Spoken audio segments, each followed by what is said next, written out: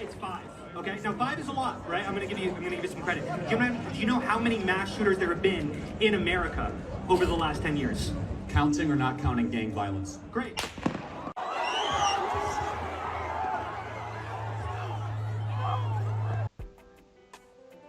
America is a country. I know that may be hard for some people to believe right now, but it is. America is a real life country that real people exist in, that real politicians do very real things. How are you holding up over the last 3.5 years? I think very good. And by the way, right there, you see all the trucks. They've just started construction of the new ballroom for the White House, which is something they've been trying to get, as you know, for about 150 years. And it's going to be a beauty. It'll be an absolutely magnificent structure. And I just see all the trucks. We just started, so it'll get done very nicely, and it'll be one of the best anywhere in the world, actually. I know if you live anywhere in the UK, if you live in fucking Africa, or if you're in Canada, or what have you, anywhere else in the world, you may be thinking, is that really... Is that real? Are you sure America isn't a pocket dimension? Trust me, the things that you're thinking right now, imagine how it is for people living here.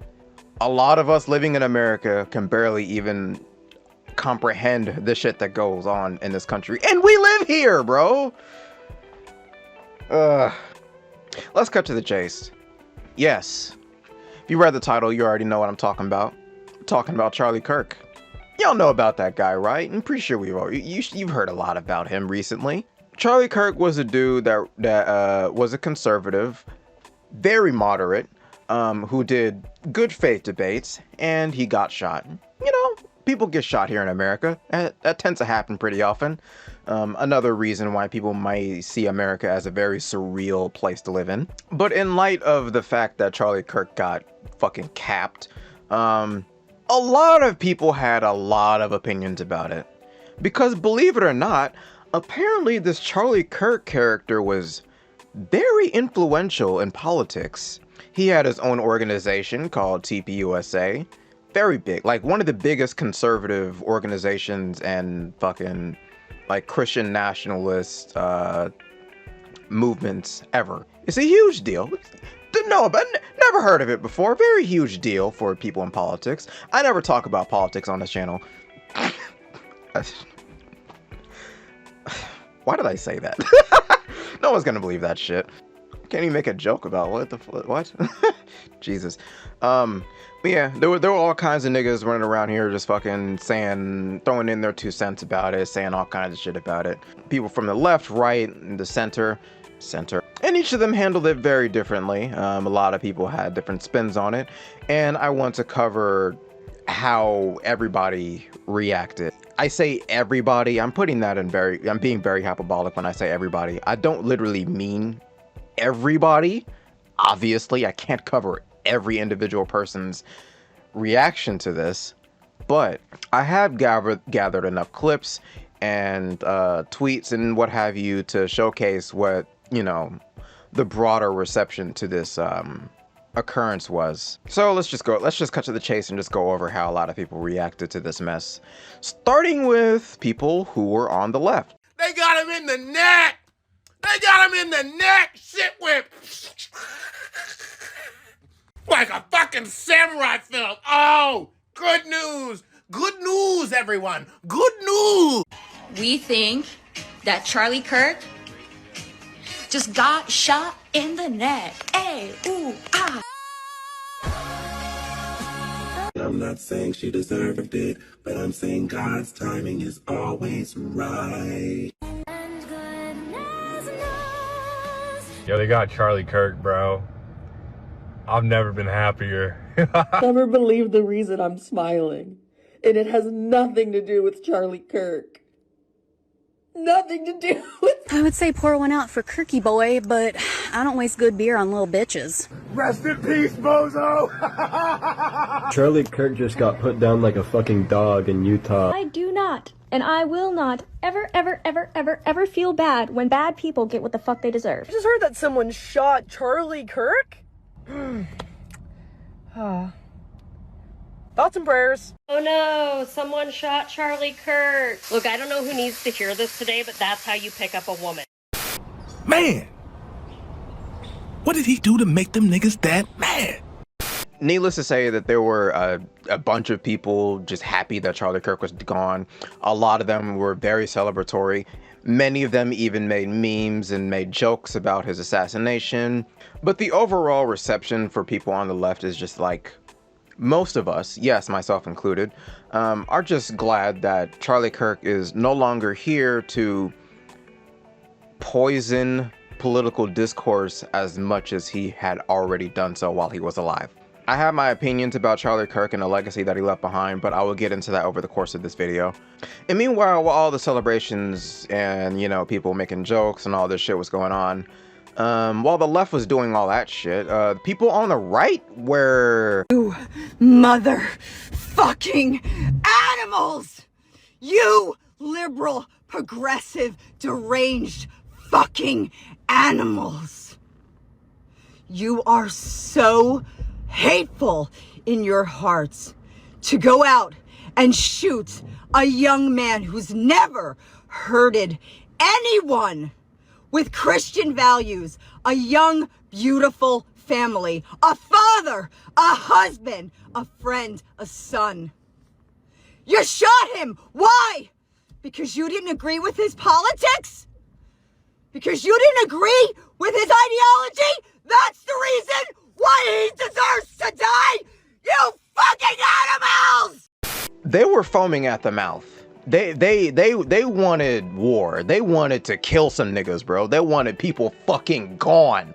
And I will get into that later when I cover the right, but right now we're gonna focus on how the left responded for the most part. So moving on from, you know, the numerous like random like nobodies on TikTok that were reacting to this, let's go on to actual like political figures on the left. I'm talking like content creators on the left, people with a lot of influence and a big audience.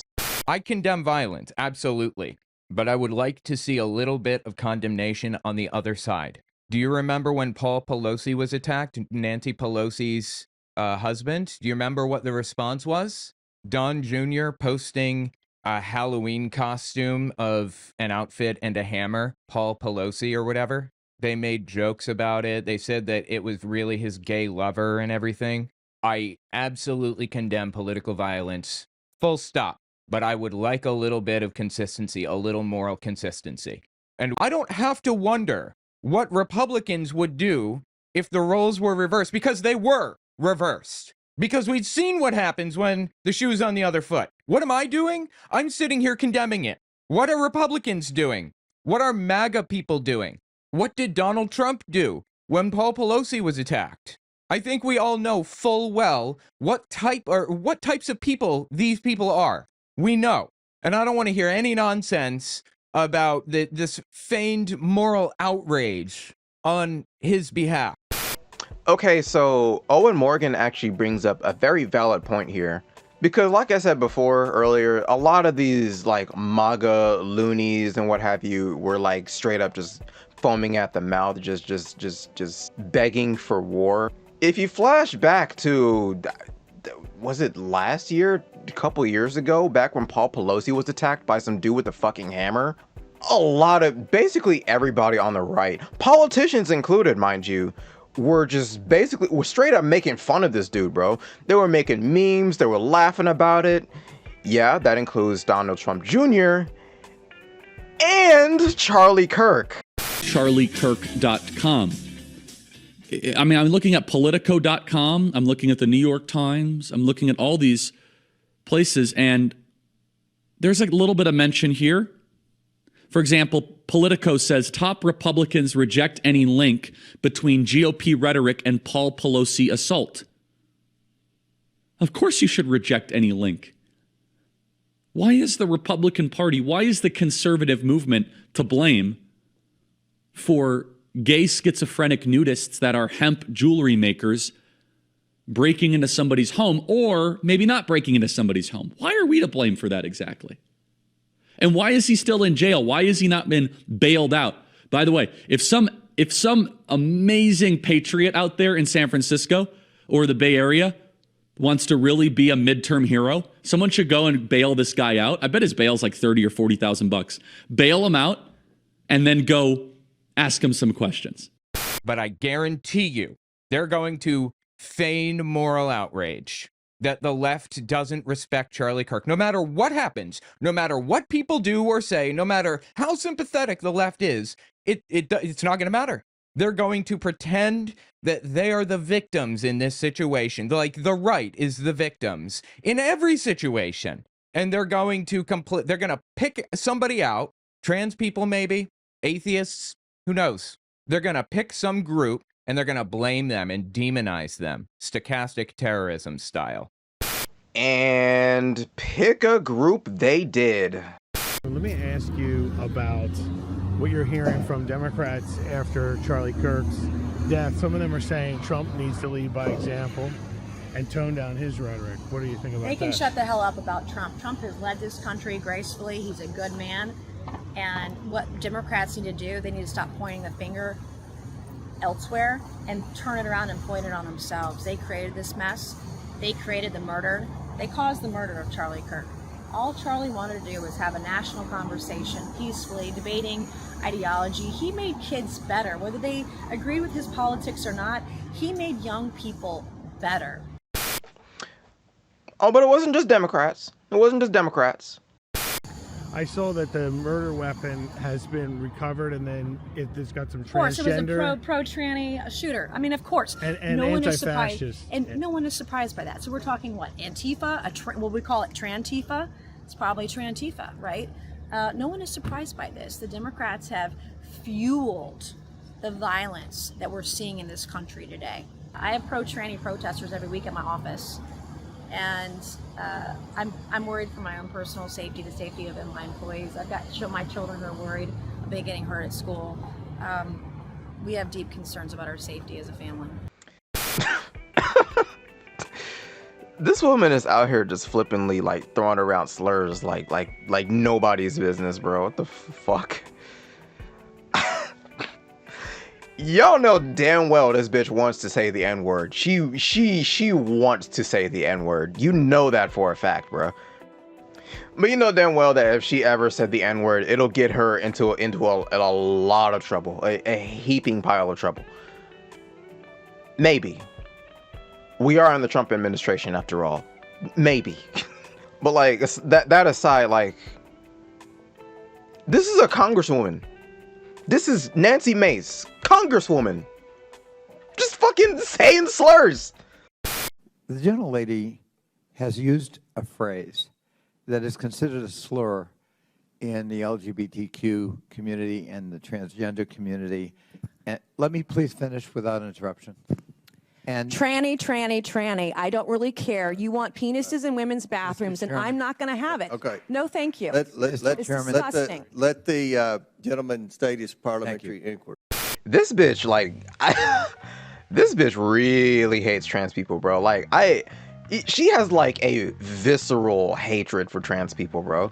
God, the fact that she's able to just say this slur flippantly with just like absolute impunity, with no pushback whatsoever, no meaningful pushback from anybody whatsoever, it is just that is deeply scary to me. Congresswoman, by the way, congresswoman she is a representative. She is she has political power. She is in the government. Like, it just bothers me that someone with her position of power is just running around here saying tranny over and over and over again, and like nobody really gives a shit. Like, even like nobody on mainstream media does not care about that shit. Even liberal media like underreports this shit. I don't think they ever really talk about her flippantly saying slurs. But if she said the N-word, ABC probably would talk about it. CNN would probably no. I'm pretty sure CNN would definitely talk about it. It would be pretty big news for someone in her position of power to just like say nigger as much as he says tranny. Like, come on now. Does anybody give a fuck about trans people? Like, really? do they give a fuck about trans people? For the most part, no. Not really. So let's move on from Owen Morgan and see what some other progressives had to say about Charlie Kirk's assassination. I thought I would never be sad about Charlie Kirk. And now I'm sure. This is not me celebrating the fact that Charlie Kirk was killed the other day. I'm not happy that Charlie Kirk is dead. I'm not gloating. I'm not celebrating. But what this is not is me saying I feel sorry for him. People who are sympathetic to him, who are on his side, who are going to view him as a martyr, are going to say, he didn't mean anything. He just wanted to have a debate with people. He just wanted viewpoint diversity. He just wanted to have a discussion. He believed in the free marketplace of ideas. He chose for himself the career of spreading hate. Every hateful word that ever came out of his mouth was something that he chose to say, that he didn't have to say. He chose to preach hatred and intolerance. He chose to vilify immigrants, non-Christians, queer people. He chose that. Well, I'm not going to cry over the death of Charlie Kirk. I'm not going to cheer for it because I don't think it warrants that. And because I don't want to live in a country where people of any party or any political affiliation are gunned down. I don't want that to be my country. It is my country, mostly because of people like Charlie Kirk. But I don't want to live in that country. I have a question. Did y'all hear about the assassination of Melissa Hortman before the fallout of Charlie Kirk's assassination?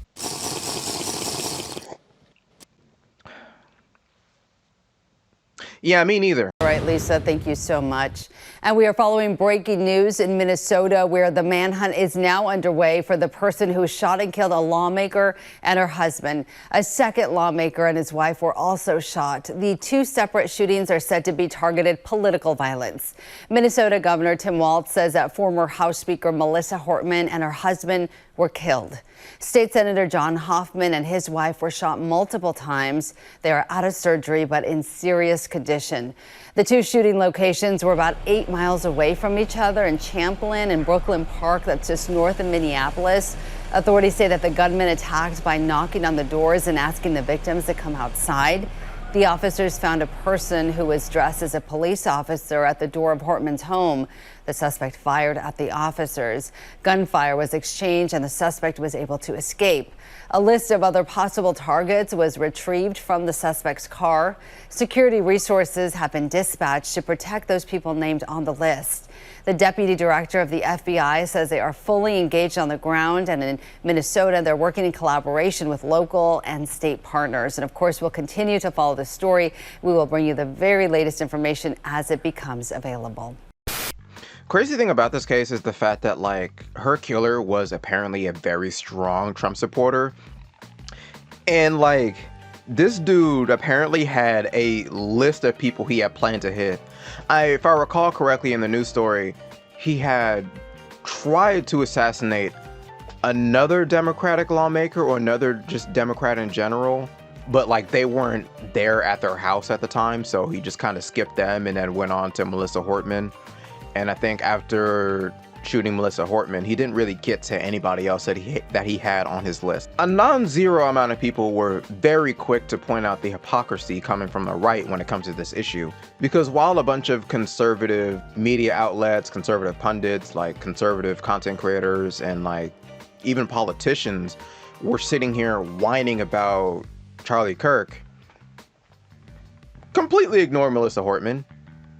And I can understand why right-wing media doesn't talk about Melissa Hortman, because she didn't, you know, she's not somebody with as much influence as Charlie Kirk did. Charlie Kirk was popular while Melissa Hortman was just a member in the government. I can excuse right-wing media for ignoring that part. But when it comes to government officials, this is a completely different story. Like, right-wing figures in the government did not give a shit. And when Trump was asked to lower the flag in honor of her assassination, he just chose not to. Do you think it would have been fitting to lower the flags to have staff when Melissa Hortman, the Minnesota House Speaker, was gunned down by an assassin as well? I'm not familiar. The Minnesota House Speaker, a Democrat, who was assassinated this summer.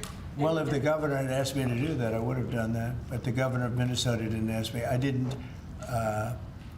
wouldn't have thought of that, but I would have if somebody had asked me. People make requests for the lowering of flag, and oftentimes you have to say no because it would be a lot of lowering. The flag would never be up. Had the governor of Minnesota asked me to do that, I would have done that gladly. Trump says if Governor Walz had asked him to lower the flags after Melissa and Mark Hortman's murder, that he would have. And when I asked the president on Air Force One if he planned to call the governor, he told me he thought it would be a waste of time. I think the governor of Minnesota is so whacked out. I'm not calling him. Why would I call him? He's a mess. So, I could be nice and call him, but why waste time? I mean, aren't you supposed to show some solidarity for, your fellow government officials? No? Okay. Oh, they're not part of your inner circle. They're not part of your cult. Gotcha. Got it. Makes sense. The only time you get honor is when you're part of the cult, like Charlie Kirk. More on that later. And Mehdi Hassan actually points out this hypocrisy in this tweet, which I'm about to read right now. Judging by the shamefully opportunistic and politicizing rhetoric of some right-wingers on this hell site and the cynical use of Charlie Kirk's horrific murder for political point scoring, it's almost as if Representative Melissa Hortman wasn't murdered by a MAGA maniac just 12 weeks ago. And like I said before, I didn't hear about this shit until after Charlie Kirk was murdered, because after that, a lot of people on the left decided to yo, look at Melissa Hortman. Why y'all whining about Charlie Kirk now when Melissa Hortman was just murdered not too long ago? And no one brought up Melissa Hortman up until this thing. To me, it's just kind of ridiculous. And I'm not really excusing anyone on the left either of this, really. It's like, no one really gave a shit about Melissa Hortman until, it was time to point out the hypocrisy, which I understand wanting to point out the hypocrisy, but it's just like an assassination like that is a big deal. And her assassination got little to no coverage, like very little coverage. I'm going to be real. Maybe more people are talking about it after Charlie Kirk's assassination, because now her name is everywhere because of Charlie Kirk. So maybe it gets more coverage and we'll get more details about that shit. So I want to start first, though, by saying as clearly and unequivocally as I can, I do not endorse vigilante violence or extrajudicial murder like what happened to Charlie Kirk. It is horrifying and shameful that we live in a country where this happens nearly every single goddamn week, if not every day. In fact, less than an hour after Kirk was shot, another gunman opened fire at Evergreen High School in Colorado, wounding 2 students. Oh yeah, there was a school shooting that happened on the same day, wasn't there? And oddly enough, apparently from what I heard, that shooting happened 60 seconds after Charlie Kirk was assassinated. It's so sad and so sick and so morbidly hilarious that school shootings are so astronomically normalized in this country, to the point where another school shooting just gets completely overshadowed by something like Charlie Kirk, a famous person, getting assassinated. And another thing that's so morbidly fucked up and hilarious about it is the fact that Charlie Kirk is one of the contributing factors to why school shootings are so popular in this country anyway. Charlie Kirk, his colleague Alex Jones, And the fucking politicians with the hard-on for guns are part of the reason why this is such a huge deal anyway. And unfortunately, if you ask me, something like this will take about at least 100 years to fix. And I'm not joking. I'm not exaggerating. I'm not just saying that. That is actually my genuine estimate. It'll take about 100 years or more to like really mitigate this gun culture problem and gun control problem. The biggest problem is the culture thing, but at the same time, we are too lax with our gun control.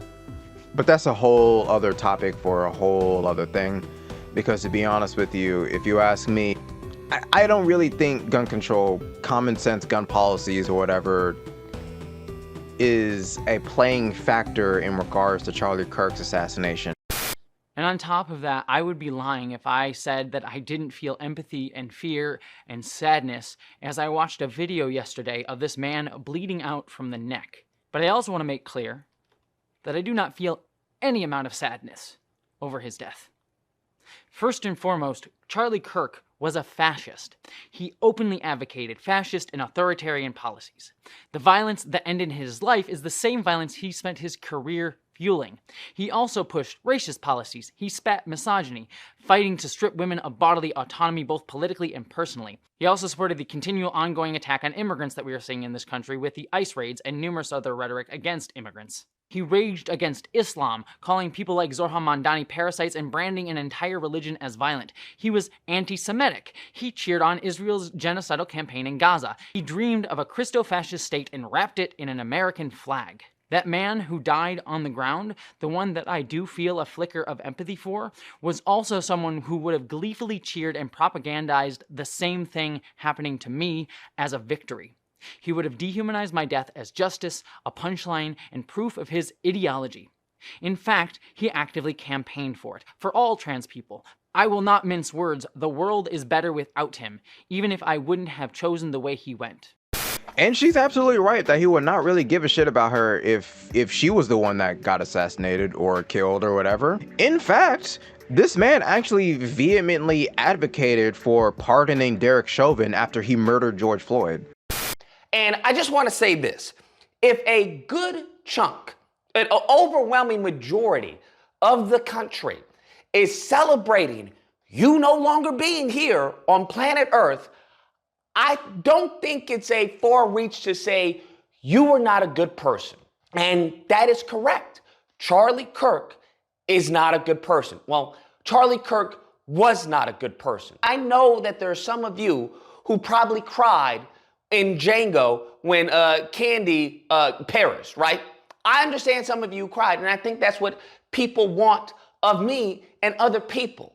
And I want you to understand that's not going to happen. Now, having said that, there is this pushback that people are, disingenuously giving of, well, he had a family. Okay, you have to say he had a family. And I hear you. Don't get me wrong, I hear you. But with all due respect, and Hitler had a family. Stalin had a family. Hell, Osama bin Laden had a family. Were there not people who celebrated them not being on the planet? Here's my thing. I'm not one to sit around here and sit on my platform, my very small platform, and celebrate Charlie Kirk's demise. That's just not me. I didn't celebrate in private, and I'm not gonna celebrate in public. Not gonna celebrate on this I'm just not gonna. It's not really. To me, it just wasn't a thing. I'm like, oh shit. Charlie Kirk's. When I first heard about it, my reaction was I was slightly horrified, but ultimately I didn't really give a shit. I was only horrified at the fact that a human life was taken. That's it. On a purely human level, that's the only bit of care that I give to Charlie Kirk's assassination. That's it. 99% of me is just whatever. Rest in peace, bozo. Bye. And the 1% of me is just I only care simply just for the fact that Charlie Kirk is a human being. Beyond that, I don't give a fuck. And not a single fuck was given that day. But with that being said, you won't catch me sitting here on my high horse, looking down on the people celebrating, and like trying to sit here and like police people who for celebrating or for making memes or for joking about it or whatever. Like, I don't, that, you do you, my friend. I never even did this with people making memes about George Floyd. As distasteful as I find that to be, as disgusting as I find that to be, I don't fucking, main reason is because I know people like that just won't really listen to me and they don't care, and I know that they're only doing that just because they like it and they're sick monsters, and so they can do whatever the hell they want. It's not a thing to me. I don't like care at all. I just don't. I don't care.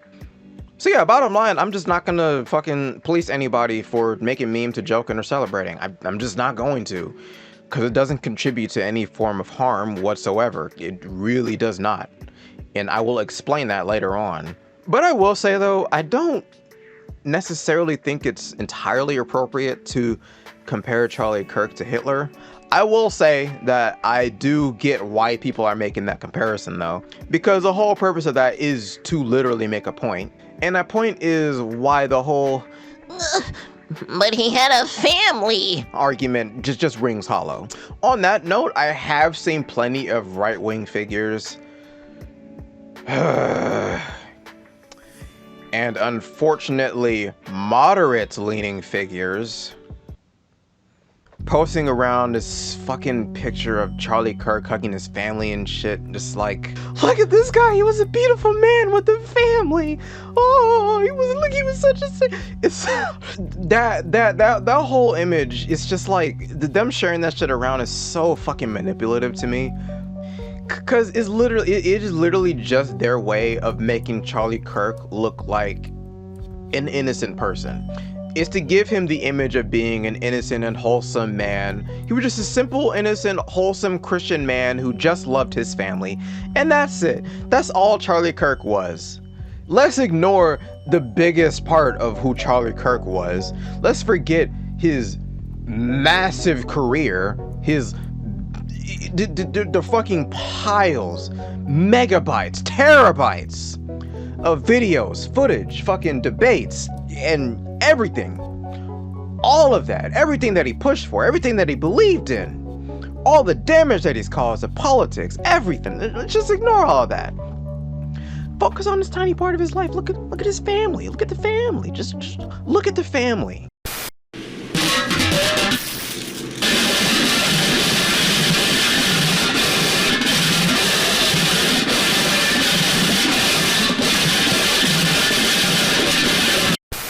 I'm sorry, like, sure, I guess he loved his family as much as someone like him could love his family, but like, that doesn't erase his career, a career that no doubt has influenced thousands of people's lives. What are we talking about, man? And like, what about the fucking families in like Gaza that are being blown to bits right now, that Charlie Kirk definitely advocated for? What about the families of immigrants that are literally being torn to shreds by ICE? Where's the family argument then? Where is it? Do you care about families, or do you just care about him? just some influential white guy because he has a family. Every other family, and forget about those guys. Those are brown. Those are in a different country. He's a powerful white man. Look at his family. Look at those beautiful little white children. Look at that beautiful white wife that he has. Oh, look how wholesome. Look at that white picket fence that he had. I'm pretty sure he probably had a white picket. Look at that traditional family Christian lifestyle that he's leading. That's what a quality family is. But these brown people, they're from other countries. They speak different languages. And while we're on the subject of families, I do want to take a look at something that I saw Think Peace Tribe posted on his community tab on YouTube. Because what he says here is something that I honestly find a bit distasteful. Niggas want me to care about a neo-Nazi's family? Like, do y'all hear yourselves? I will give him the benefit of the doubt here and say that maybe he was just simply responding to all the people that were disingenuously weaponizing Charlie Kirk's family to make him seem like a better person than he actually was. And if that's the case, then I think he probably should have worded this better, because honestly, it looks like he's saying that he doesn't really give a shit about Charlie Kirk's family. But if I do just take this at face value, wording and everything, then I do find this problematic, because you should care about the family, the kids mostly. I don't give a shit about Charlie Kirk's wife. Fuck her.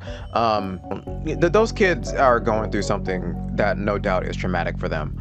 Because, like, let's be real, those kids never asked to have Charlie Kirk as a father, which, if you ask me, is a fate that I would not wish on even my worst enemies. Even Charlie Kirk. I wouldn't want Charlie Kirk. I hope Charlie Kirk didn't have a father like himself. That sounds dreadful. Frankly, I wouldn't want that. I wouldn't want anyone to have that. Having Charlie Kirk as a father, I wouldn't wish that shit on anyone. About, huh? And I find it interesting that given all the memes of George Floyd, Breonna Taylor, and all the other black victims, that was deemed as, well, that's a joke, Lucas. That's just dark humor. Now we're starting to see some memes of Charlie Kirk pop up, and people are saying, oh, that's poor taste. That's disgusting. And I, once again, have to laugh at the hypocrisy. Again, Charlie Kirk made fun of Paul Pelosi after he was attacked. I have no moral opposition to people making memes about his death or anything like that, of which I have seen very little, honestly. A lot of that comes from like fucking nobodies that I had to try hard to find. The best way to find them is to do like a search on Twitter. That's it. So here's a tweet from Alec Gunter in response to all the people that are getting mad for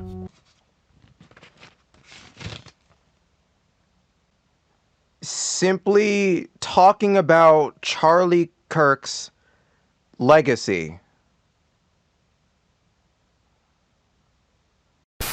Stating that Charlie Kirk did not deserve to die the way he did, that his family did not deserve to lose him, and that his murder was horrific and unnecessary, is empathy. Sanitizing his reputation and pretending he wasn't fueling hatred and violence is not empathy. Some point.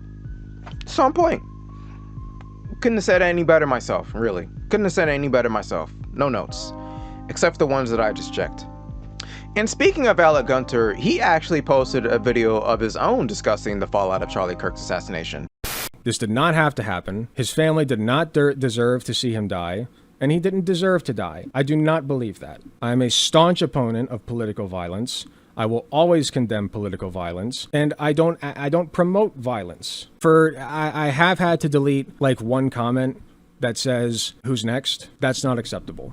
It's not acceptable, okay? Not one bit. We're not bloodthirsty animals here. We're progressives. Start acting like it. A lot of people will be telling you that it's gross to talk about what he's said and done, that it is slandering him somehow to post direct quotes from him completely within context. They're the ones being disrespectful to him. They are trying to pretend that he did not do the things that he did not say the things that he said, and caused the things that he caused. So, out of respect for Charlie Kirk, we are going to remember his legacy. On the point that he made at the beginning there, I actually have seen a number of people on on X saying, like, people posting shit like, can you get Matt Walsh next? Can you get JKR next? Donald Trump next, please. Can you get Donald Trump? Yes, please shoot JKR next, please. Go, kill that bit right there. This fucking ugly bastard. Please, please, please, kill JKR next, please. Those people actually are inciting violence. They are. I do not condone any posts like that whatsoever. Just flat out, just out across the board. I don't support that shit. Nope. However, they are very few and far in between. And all the people saying that shit are like 2-follower Andys that have no platform and have no influence and have like no sway in like the political sphere whatsoever. But a number of people on the right have just like, no doubt, searched out these tweets to screenshot them and post them in big ass collages. I've actually seen this shit, to try and paint the entire left as advocating for violence, because they are very like interested in pushing this whole narrative that like, you know, a bunch of evil leftists have gone underground in a bunker and we all conspired. Yes. We plotted. We said, yes. Today we are going to kill Charlie Kirk. Yes. Tonight will be the night. Sorry. Today will be the day we will kill him. You will be the one to take up arms and shoot him. You will take the fall for our cause. We will kill Charlie Kirk and establish communism today. You know, that's probably what they're thinking that we all did. You know, we all like put on our hoods and shit, our cult hoods and shit, and just fucking gathered together and fucking plotted the whole thing together, coordinated. The left is coordinated to them. I have a video coming out soon explaining to you why that is a myth. On the second point that Alec made, I actually have something to say to those of you that were fans of Charlie Kirk, that are so ass mad, so furious, that many of us are just, you know, posting clips and quotes directly from him, by the way, that came out of his mouth. You know, just basically all we're doing is shining a light on the legacy that he chose to leave behind. I need to know, I gotta ask, if you hate Charlie Kirk's words that much, why the hell were you fans of him to begin with?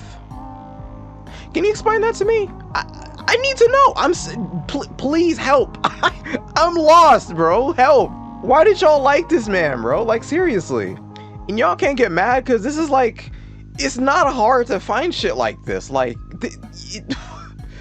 God, and like, you can find this shit on YouTube, and like, even his most inflammatory quotes, you can find that shit on Rumble. You don't even have to try to find some of his more inflammatory takes. Like, it's not hard. They're everywhere, bro. Maybe you should ask him why he decided to leave a legacy like that. Maybe you should ask yourself why you were fans of him in the first place. It's like, I feel like it almost seems like at some level you guys are like scrolling through Twitter just mad. They're like, you're like, how dare they celebrate Charlie Kirk's death? I loved him. Charlie Kirk was my favorite boy. He was my birthday boy. Oh God, they're posting a quote from him. Oh, he said that. Ew. Brother, what's that? What's that, brother? Why would Charlie Kirk say that? No, sorry. I can't do self-reflection. Why would you post that thing that Charlie Kirk said? How dare you? Yeah, time to start typing mean comments now. Fucking, you're a dumb leftist liberal who fucking you hate God, and you hate Christianity. You hate family. You're a pedophile because you support trannies. I hate you. You're gay and you're ugly and your mom doesn't love you. Fuck you. How dare you post a thing that Charlie Kirk said? That'll teach that leftist. The loss of life is never something to be celebrated. And I know that I've been sloppy about communicating that idea in the past. But a death is not something to be celebrated. A life is. Who's celebrating Charlie Kirk? Who's celebrating his life? What did he leave behind? What he left was a trail of hatred and violence in his wake. And he ended up paying the ultimate price for being a part of that. Okay? I'm not saying he deserved it. I'm not saying that it should have happened or that it was inevitable. It didn't have to happen. And that's the whole point right there. Just laid bare for all of you. However, I am going to say something that many on the left will disagree with. I've actually seen this take many times coming from a lot of left-wing content creators, and even some people that aren't content creators. Like, a lot of them will say that Charlie Kirk didn't deserve to die and whatever. My response to that is, you sure about that? I mean, can I be honest with you? I think that what happened to Charlie Kirk was something that he 110% had coming. Like I said before, like, he contributed to this influx of violence that we're seeing in this country. And not only just the violence, he also contributed to this ever-growing divide happening in this country. Like, do y'all remember the Buffalo shooting? I actually made a video about this a couple years ago. Like, the lunatic that shot up that supermarket, like, he had the intent to kill as many black people in there as possible. Like, I've seen the footage. Like, he actually, like, went out of his way to avoid shooting the white people in that establishment. Like, I've seen that happen. Like, his whole goal was to kill black people. And his manifesto was posted. And one of his prime motivations for that shooting was the Great Replacement Theory. If you don't know what that is, I don't know why you wouldn't know what this is, but I'm gonna explain it anyway. The Great Replacement is this fucking concept that, like, there's this shadowy cabal, Democrats if you're not super far right, or Jews if you are super far right and a Nazi. But either one of those two people, Jews or Democrats, are plotting to bring in as many immigrants from Mexico as possible, or sterilizing white people by introducing liberalism and anti-family policies, or just advocacies, you know, like being pro-LGBT, to deliberately decline white birth rates, and also at the same time increase black birth rates, while also bringing in immigrants from Mexico in an effort to replace the white population with the non-white population. And if you believe the Democrats are doing this, a lot of the idea is that Democrats are doing this because they want more people to vote for them, which is weird. And the reason why Jews are doing this is because Jews hate white people, I guess. I don't know. The conspiracy theory is incoherent. It's dumb. It makes no sense. There's no evidence for this whatsoever. It's a bold, unfounded, unsubstantiated claim just to fuel white victimhood. But the bottom line is, Charlie Kirk was one of the many proponents of this conspiracy theory. The great replacement of white people is far more sinister than any redistricting project. That is at the core of the Democrat project, at the core. And Jasmine Crockett is just some circus act in that entire operation. But it's deathly serious. You shouldn't take what she says seriously. It's just a joke. What she represents is very serious, which is the continued attempt to eliminate the white population in this country. You know what's dramatic? The invasion of the country. We're going to talk more about that. We're going to talk about how the other side has openly admitted that this is about bringing in voters that they want and they like, and honestly diminishing and decreasing white demographics in America. There are like 2 or 3 clips that I have seen of him like alluding to his belief in this conspiracy theory. Charlie Kirk has promoted and signal boosted a conspiracy theory that has gotten people killed before, and no doubt will still continue to get people killed, because Charlie Kirk is not the only person that promoted this conspiracy theory. But not only that, Charlie Kirk also had this to say about gun control. I think it's worth to have a cost of, unfortunately, some gun deaths every single year, so that we can have the Second Amendment to protect our other God-given rights. I know I said earlier that, like, I don't really think gun control is really an important factor into Charlie Kirk's assassination. He was killed by a fucking hunting rifle, which, you know, the common sense gun control that I advocate for, and many people advocate for, allows for the purchase and usage of hunting rifles. But the point I am trying to make, though, is the fact that, like, he certainly contributed to the cycle of violence that permeates through this country. And if you ask me, because of that fact, I see his death as turkeys coming home to roost. If you take part in creating a culture of violence and hate, don't be surprised when that same violence and hate comes back around to bite you in the ass.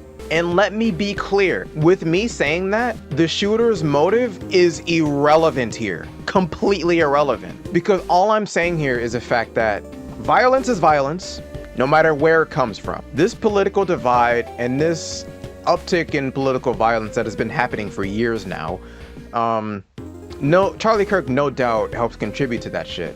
I'm not saying that is entirely on his shoulders and he's the sole reason why political violence is on the rise, people are dying, or the political divide exists. He's not the sole reason. Charlie Kirk is not the only person of his kind. He's one of the bigger figures for sure because he has his own organization.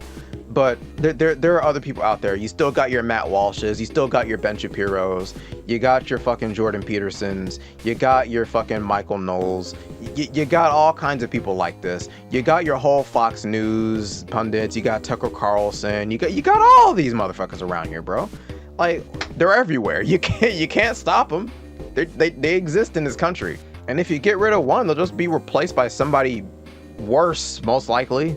And like, whether or not you believe that Charlie Kirk deserved what happened to him or not, like, the major point here is that, like, I think we can all agree is that this should not have happened in the first place. It just should not have happened. Because even though I think he had this coming, I genuinely wish it never happened. First and foremost, the heaviness I feel is for his children.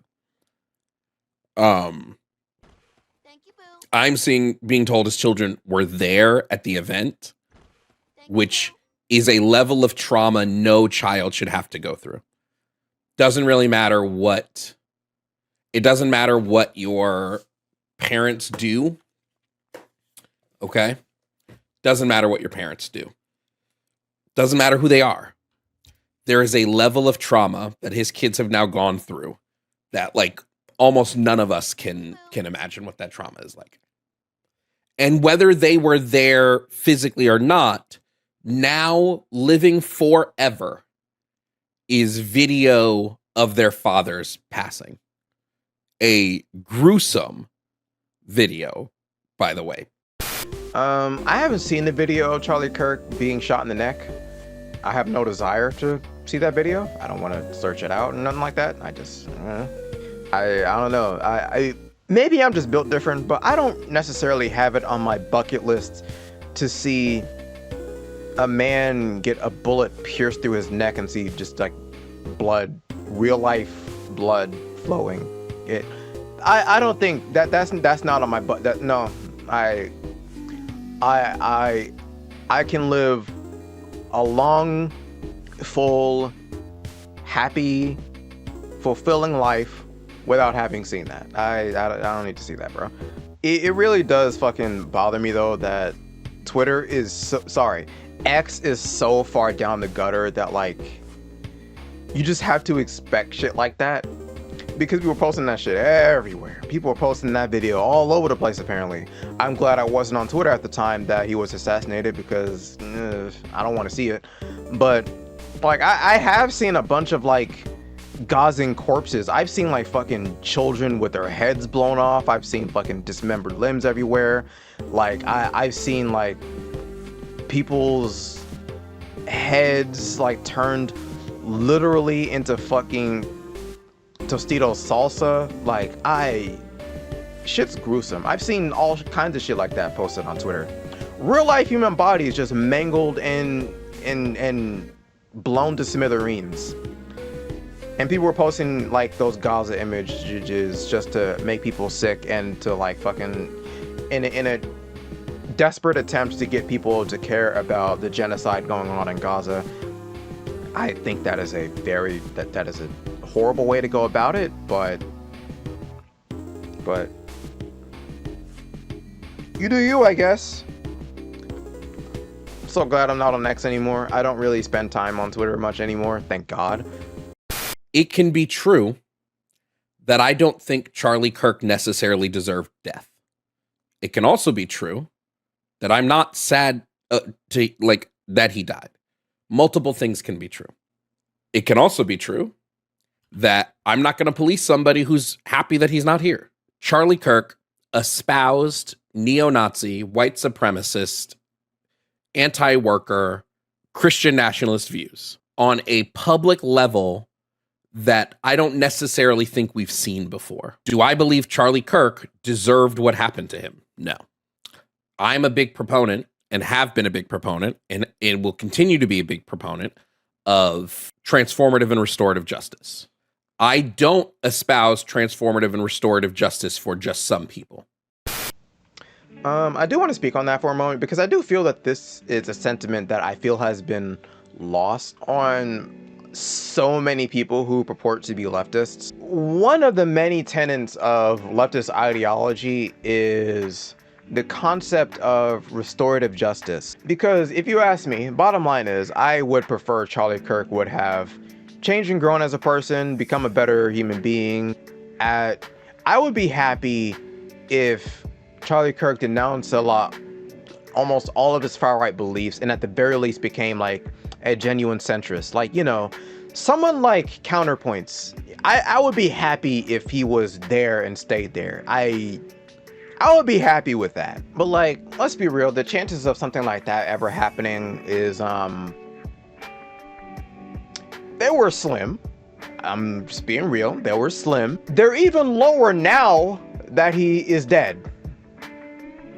So thanks for that. Because I first and foremost just want people to change. I want all people who espouse far-right ideology to stop believing in far-right ideology and just, at the very least, espouse more libertarian views. At the very least. And I mean real libertarian views, by the way, not the fake libertarian views that you see online. And that is always my ultimate desire for people like that. But if we were not going to get something like that from Charlie Kirk, I would at the very least prefer that he were to lose his platform, lose his influence, completely lose his credibility as a commentator and as a spokesperson in any fashion. That would be my second desire. Like, if he's not going to change, I at the very least want him to lose his platform and not be taken seriously in any capacity. But if that's not going to happen, then I guess the third option is just that he no longer breathe oxygen. Like, I don't want violence to be the answer. I really don't, and I wouldn't advocate for anybody to shoot him either, and on that note, to all the people that are running around saying like, oh, get Matt Walsh next. Ooh, are you going to get JKR next? I have one thing to say to people like you. You have no idea what you're asking for. If a bunch of right-wing talking heads like Matt Walsh, fucking like Michael Knowles, J.K. Rowling, and like, you know, a bunch of people like that were to just get shot left and right, just cap them, boom, boom, you dead, boom, you dead, boom, you dead, and like, and you see a trend of that happening over and over again, 9 times out of 10, that will lead to a civil war, or we would have already been in a civil war. Like, people like that are getting shot left and right. We are already at the point in time where civil war is happening, or you don't know what you're asking for, bro. Do you really want that? I don't. Because if we get to the point where like it gets to like civil war levels of violence, I have no guarantee that I will survive that endeavor. You have no guarantee that you will survive that endeavor. Do you really want to take that chance? What if you survive and like your loved ones die? Do you really want that, bro? Are you serious? I don't think you guys are prepared for something like that. I know I'm not. I ain't ready for that shit. That's why I want to do everything in my power to gear us away from that as much as humanly possible. I don't want the smoke, bro. Y'all don't want the smoke as much as y'all think you do. You don't. However, I do want to talk about the concept of political violence. Political violence is not new. There are people going around and going, look at the rise of political violence in the US. The political violence is not on the rise. one of the things that I need people to understand is political violence isn't just when somebody gets shot or when somebody gets beat up or when somebody gets attacked. Political violence is so much more than that. This is a thought that I've had while watching all of these videos discussing the Charlie Kirk incident, because like I've actually heard a number of people decry this concept of political violence. Like I've never seen that word used as much as this, really. But like, political violence is so much more than just political figure X gets shot or killed or whatever. And I rarely see people on the left and the right, both sides that are guilty of this, talk about political violence when it comes to literally anything else. Because while I was watching all these videos and seeing people use the term political violence, I thought to myself, I was like, wait a minute. Isn't political violence a little more than what people are saying right now? So what I did was I just quickly Googled it. I Googled it. I was like, what is the definition of political violence? Because in my mind, I was like, political violence has to include things like, you know, when the state commits an act of violence against its citizens, or when the state like declares war or for political purposes or anything like that, or just, you know, stuff like that. So I Googled it, and lo and behold, I was right on the money. On accident, on complete accident. I really did not actually fully know the definition of political violence until I looked it up. So you can imagine my surprise when I heard Jovan Bradley say this shit. Because to be honest with you, I really did not think that anyone else would really speak on this topic. And I'm glad more people are saying it. More people are coming out of the woodwork to actually like talk about the true definition of political violence. Like, and it wasn't just me and, you know, Jovan Bradley. Apparently Taylor Lorenz had some words to say about the topic. When political leaders and the media wring their hands about political violence, they're not actually talking about violence in any like universal sense. They're talking about violence specifically against elites or people who look like them or people who maintain these existing power structures. The violence that is already a daily feature of life for poor, immigrant, Black, disabled, and queer communities is completely invisible to them. Police tear gassing a crowd of teenagers demanding accountability for the murder of George Floyd is never deemed political violence. Federal agents shooting pepper balls at medics in Portland is not seen as political violence. But the second a right-wing figure is harmed, it becomes a crisis for democracy on cable news. And just months after the peak of Black Lives Matter protests on January 6, 2021, a violent mob stormed the Capitol calling for the lynching of elected officials and overturning the election. But their violence was excused. Those rioters overwhelmingly received lighter sentences than Black Lives Matter protesters. My point is that Americans are already exposed to unfathomable levels of political violence every day. And so the hand-wringing from people in power when someone like Charlie Kirk falls victim to that same violence just really rings hollow. It especially rings hollow when our country is in the midst of facilitating a genocide. As one Palestinian posted in the wake of Charlie's death, quote, "Sorry if I don't seem overly shocked. It's just that I've seen decapitated babies, shredded limbs, mangled and charred bodies, and much worse in Gaza for 23 months. Political violence is something that has been happening in this country for a long time. And I have put together a list. So let me go down this list, shall we? So we got ICE detaining and kidnapping immigrants and non-immigrants and forcing them into harsh, life-threatening conditions. Like, people are fucking sleeping on concrete and shit, dog. Like, plus ICE's inability to identify themselves as government officials, inevitably leading to people pretending to be ICE agents so that they can randomly kidnap brown people to do whatever sick shit they want to do to those people. That's an act of political violence. Cutting Medicaid, thus increasing mortality rates, and it is predicted to kill thousands of Americans. political violence. Rampant police brutality, political violence. Authoritarian bans on abortion, political violence that has and will kill.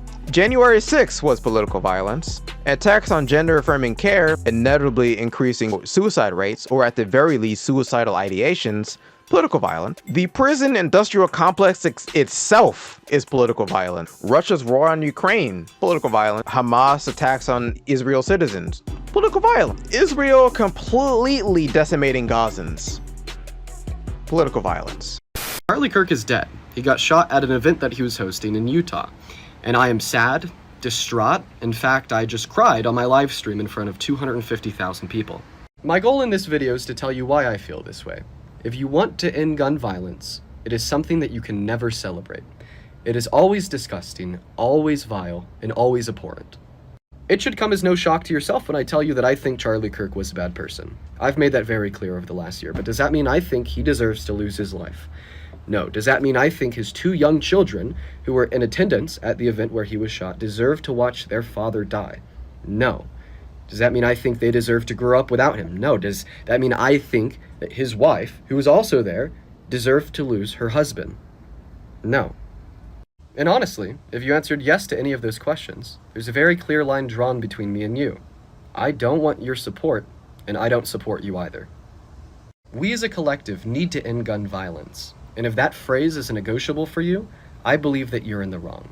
My thoughts and prayers go out to Charlie Kirk's friends, family, children, loved ones, as well as every single person in attendance at his event today in Utah. There were so many people on the left giving this man shit for crying about Charlie Kirk's death. And honestly, if you ask me, I think y'all need to chill with that shit, bro. Like, honestly.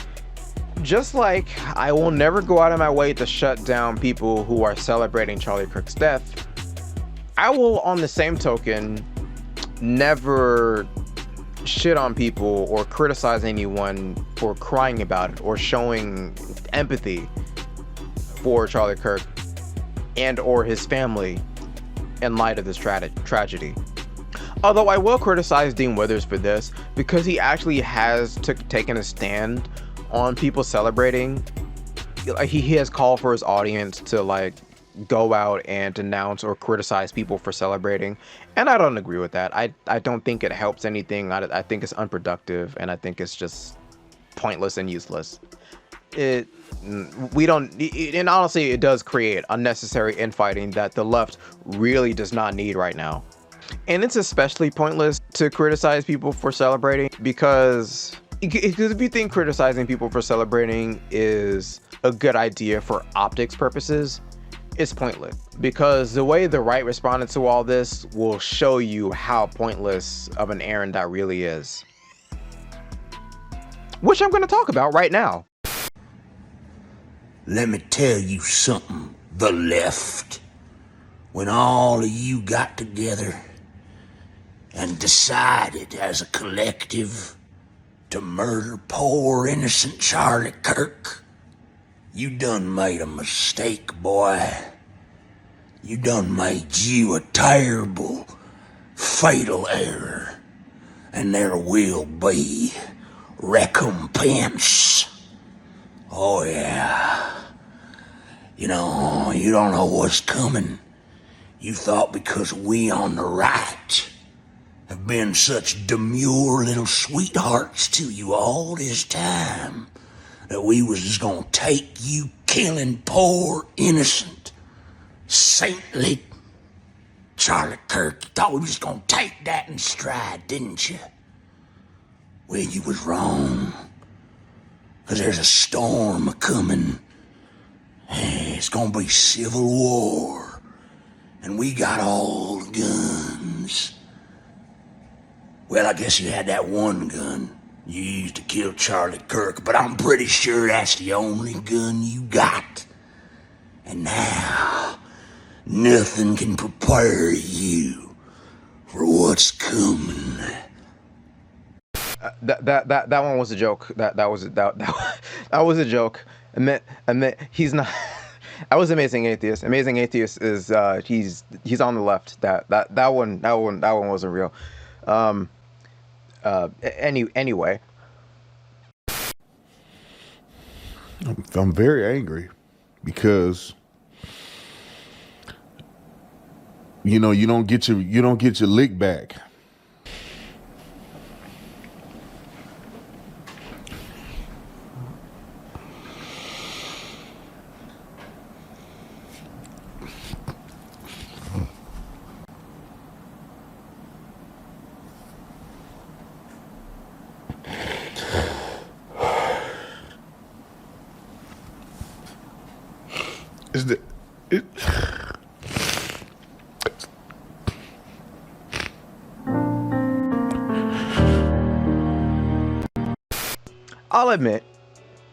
I'll admit, I laughed. I did. I laughed. I thought maybe I was horrible for laughing, but I could not help but to laugh. When I first saw this video, I laughed hysterically. I mean, and like when I was laughing, after I got done laughing about it, I was wondering, why the fuck was I laughing? Why was it so funny to me? But then I thought about it. Because while I have some empathy for his pain a little bit, bruh, Charlie Kirk and Officer Tatum both have done nothing but spew hatred against the black community for years. Their entire careers are built on hate. Like, they mounted their ideology and their careers off of the suffering and the bodies of minority groups in America and abroad. Like, they mocked and belittled George Floyd, ran apologia for any fucking cop that kills any black man, and honestly, not even just any black man, even white people that are victims of police violence or run apologia for the cop. They fucking wrote off and ignored the deaths of Gazan, and both of them even made jokes about Paul Pelosi when he was attacked. Like, after all that shit that they've been doing, now Officer Tatum wants to have emotions? Now he wants to cry? Like, what am I supposed to say to you, Tatum, bro? Like, how do you think everybody else feels? All the venom you've been spewing at minority groups. All the Gazans that have their families fucking killed. I bet they're crying just like you are right now. Like, damn, how the fuck do you think Nancy and Paul Pelosi felt when they were attacked? Like... And the guy that you're friends with made jokes and made fun of them for that shit. Like, fuck out of here, Tatum. Are you kidding me? But yeah, that's why I found it so funny. Because, like, the selective empathy and the selective emotions is just so painfully obvious that, like, why should I care at this point, bruh? You already started by ignoring other people's suffering, so why should I care about yours? Hey, y'all, come look at this. We're crying for my wife. Really? I just wouldn't. What if your kid died? That's a different thing. I mean, I would try not to cry for my wife if my kid died. To be like the support. No, yeah, I'm her foundation. I'm her strong point. This motherfucker tough, ain't he? He said he'll never cry in front of his wife. And if his kids die, he gonna try not to cry then, goddamn, and show her how tough he is. He the foundation. I'll cry on my own. But if everything is going south, I want my wife to know I'm strong in that situation, and I can be. I don't have to cry. Now this him when Charlie Kirk died. The restraint that Officer Tatum is showcasing right now, every Christian in this nation can relate to, because this is the type of suffering that we have to suffer with Christ. In such a tragic time like this, we still have to operate in peace and have to honor the word. He surely is crying now. I don't know if your wife watching, but everybody else is. Damn, this somebody say he wouldn't cry if his kids died. But this Charlie Kirk shit was just too much for him. Boy. Motherfuckers will cry over their motherfucking master before they cry over their children. At least he doing that man crying. He ain't snotting going on. Be fucked up if he was snotting.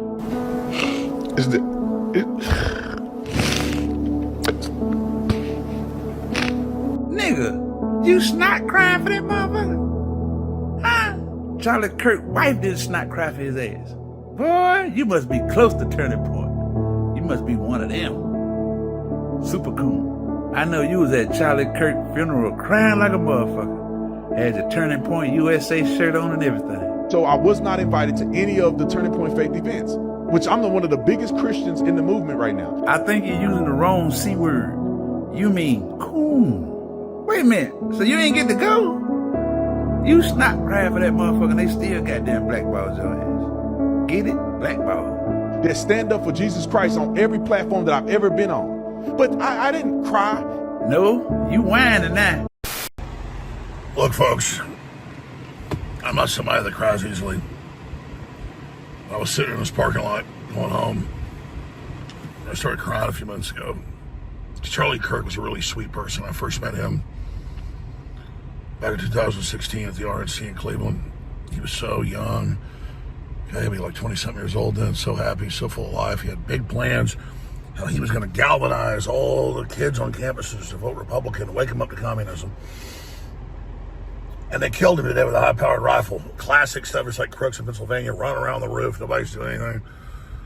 And they shot him and killed him. And the left's celebrating it. And all the Democrats calling for violence. It's everything else is just sick filth.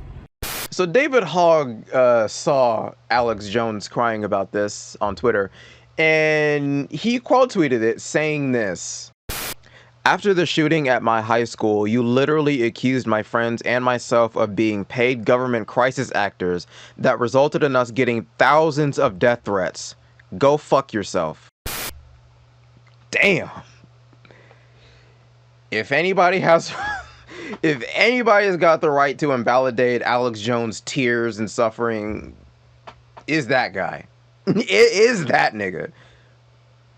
And anyone else that Alex has harmed.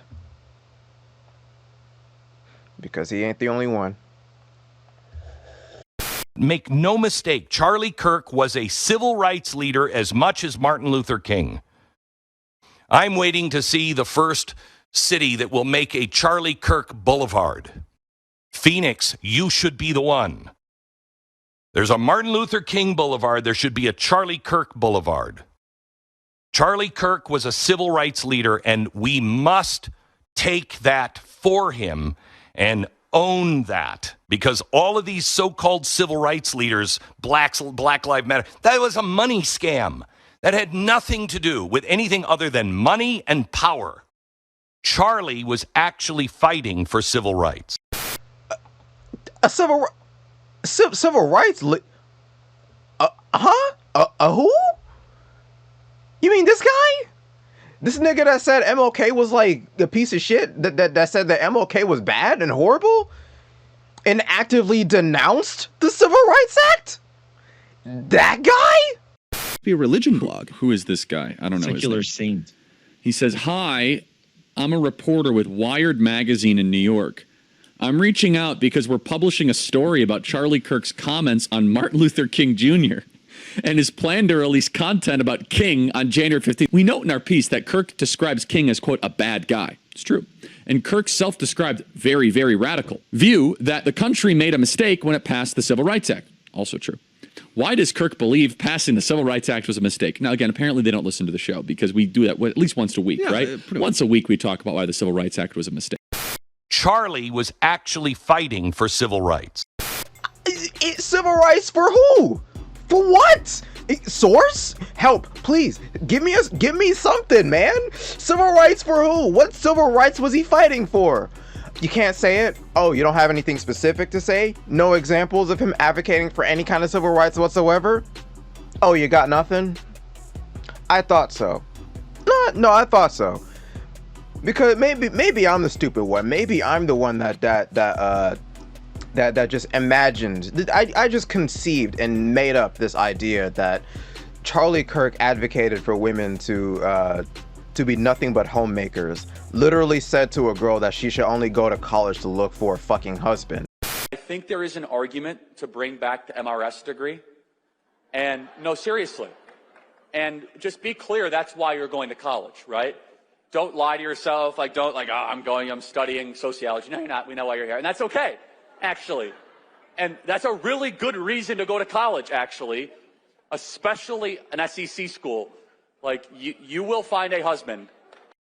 literally advocated for the removal of Roe v. Wade and wants to force women to no longer have the ability to get an abortion. You know, bodily autonomy. Yeah, civil rights, my God. Totally civil rights. Totally didn't advocate for the complete removal of gender affirming care. Oh, he was so civil rights. Incredibly civil rights. No, I'm just gonna pretend that he definitely didn't advocate and or support, financially maybe, Donald Trump and his campaign against immigrants and putting them into fucking concentration camps. That definitely a civil rights activist. Totally. Charlie was an amazing man. He was a man of God, a child of God. And I believe with all my heart that Charlie was 100% doing the Father's will, that he was loving God, and that he was following Jesus in what God had him doing. I have a high respect for Charlie. I can't say had because of his life on earth, but I can also say have because we know that Charlie is alive and well in heaven with the Lord even at this moment. As I was praying yesterday and grieving over the matter, I felt like I saw a quick vision, maybe it was just a thought, my imagination, but of Charlie being with the Lord with a smile on his face. So what Nicholas Bowling here is doing is what a lot of right-wing Christians, not all of them, but the majority of them are doing everything they can to paint Charlie Kirk in a positive light within a Christian context. Like, here's the funny thing. Not a single one of these people, not one of them, has really even gone into anything specific that Charlie Kirk has done that would even be considered virtuous, even within the right-wing Christian sphere. If he donated to charities of any kind, they would say it. If he advocated for helping the poor and the sick, you know, much like how Jesus would advocate for, they would say it. They would say that he's done that, or at the very least advocated for it. If he was kind and loving towards his opposition, which he certainly wasn't, they would say it. But here's the reason why they don't say it. Because they know it's bullshit. Deep down, they know it's bullshit. They can't really find anything of Charlie Kirk that is significant enough to even be like palatable for even the right-wing Christian sphere. I'm talking about even to the people that pretend to care about these types of things. Even to that crowd, they have to appeal to that crowd, but they have nothing to work with for Charlie Kirk's case because Charlie Kirk did not leave a legacy behind that would even allude to such things. Barely, anyway. So all they can really do is say things like, oh, he loved God. He was a man of God. He loved his family. He had a wife and kids. Yeah, that is the epitome of virtue to this crowd. If you fuck a white woman and you nut inside of her enough to where she has 2 children, you have done something virtuous in that crowd. I'm not joking. You see how these people talk. Just simply having a family makes you a virtuous man. As long as you're white. And powerful. And you know what? That's good enough for the crowd that they're appealing to. They're not gonna talk about the majority of the horrible things that Charlie Kirk said, like talking shit about Martin Luther King, who was a fucking Christian, standing against the Civil Rights Act, which even to most moderate conservatives who are also part of this right-wing Christian crowd would consider to be distasteful. They don't talk about that shit because, you know, that's even that stuff is not palatable to that crowd. Because what they're doing by simply talking about the surface level of who Charlie Kirk was, like, you know, the Christianity, he loved God, he believed in God, he had a family, blah, blah, blah, blah, blah. It is literally just a rhetorical strategy designed to manipulate people who have no idea who Charlie Kirk was. Because they know that this crowd is not going to go out of their way to look up anything Charlie Kirk has said. They're not going to start watching his content. And if they do start watching his content, they're going to look at his YouTube content, which is comparatively more tame than the stuff that, like I mentioned before, his Rumble. And it's not just for people who don't know Charlie Kirk, but it's also for people who, let's be real, already do like Charlie Kirk, you know, just seeking to like affirm this like biased position that Charlie Kirk was an ontologically righteous man. Because there are many temptations of the enemy. It's not a coincidence that the enemy had someone shoot Charlie in front of crowds of people where there would be cameras recording for all of the world to see. You see, the enemy, he has a plot to try to strike fear, to try to bring up that resentment and bitterness and unforgiveness, but to cause people to be afraid and not to continue to follow Jesus, not to continue to speak the truth, not continue to love people enough to speak the truth to them so that they can be free and set free from the enemy and the snares of the devil. The Bible says that the devil has taken many people captive to do his will. So many people are doing his will captive. Charlie Kirk was a person who was speaking the truth, and the truth can bring freedom to those captives so they can come out from the hand of the enemy, so they can come to the Lord, be washed, cleansed, forgiven, making a new person, and then filled with the Holy Spirit, and then continuing to love God and love other people. You see what he's doing here, right? He's doing it again. Another manipulative strategy that he's using. Because now what he's doing is, by simply framing Charlie Kirk's assassination as a straight up attack from the devil himself, you know, the most evil entity imaginable within the Christian circles anyway, by proxy, that framing is inadvertently putting Charlie Kirk on a pedestal of greatness. Because now we're saying that Charlie Kirk was so righteous and so holy and so in tune with God that the devil had to snuff him out. So now to the Christians who either don't know Charlie or do know Charlie and already like him, they're thinking to themselves, man, Charlie must have been saying some really good stuff if the devil had to attack him. I wonder what else Charlie Kirk has said. Oh, he said Martin Luther King is bad? Oh, the Civil Rights Act was a mistake? Huh. Maybe Uncle Ruckus is right. Maybe God didn't mind racism after all. I think racism is good, actually. Let's put those niggers in chains. My stars and garters, President Ronald Reagan, my hero. Is this heaven? Oh, not just heaven, Ruckus. White heaven. You see, there are many different types of people, Ruckus. So God created many separate but, well, for the most part, equal heavens.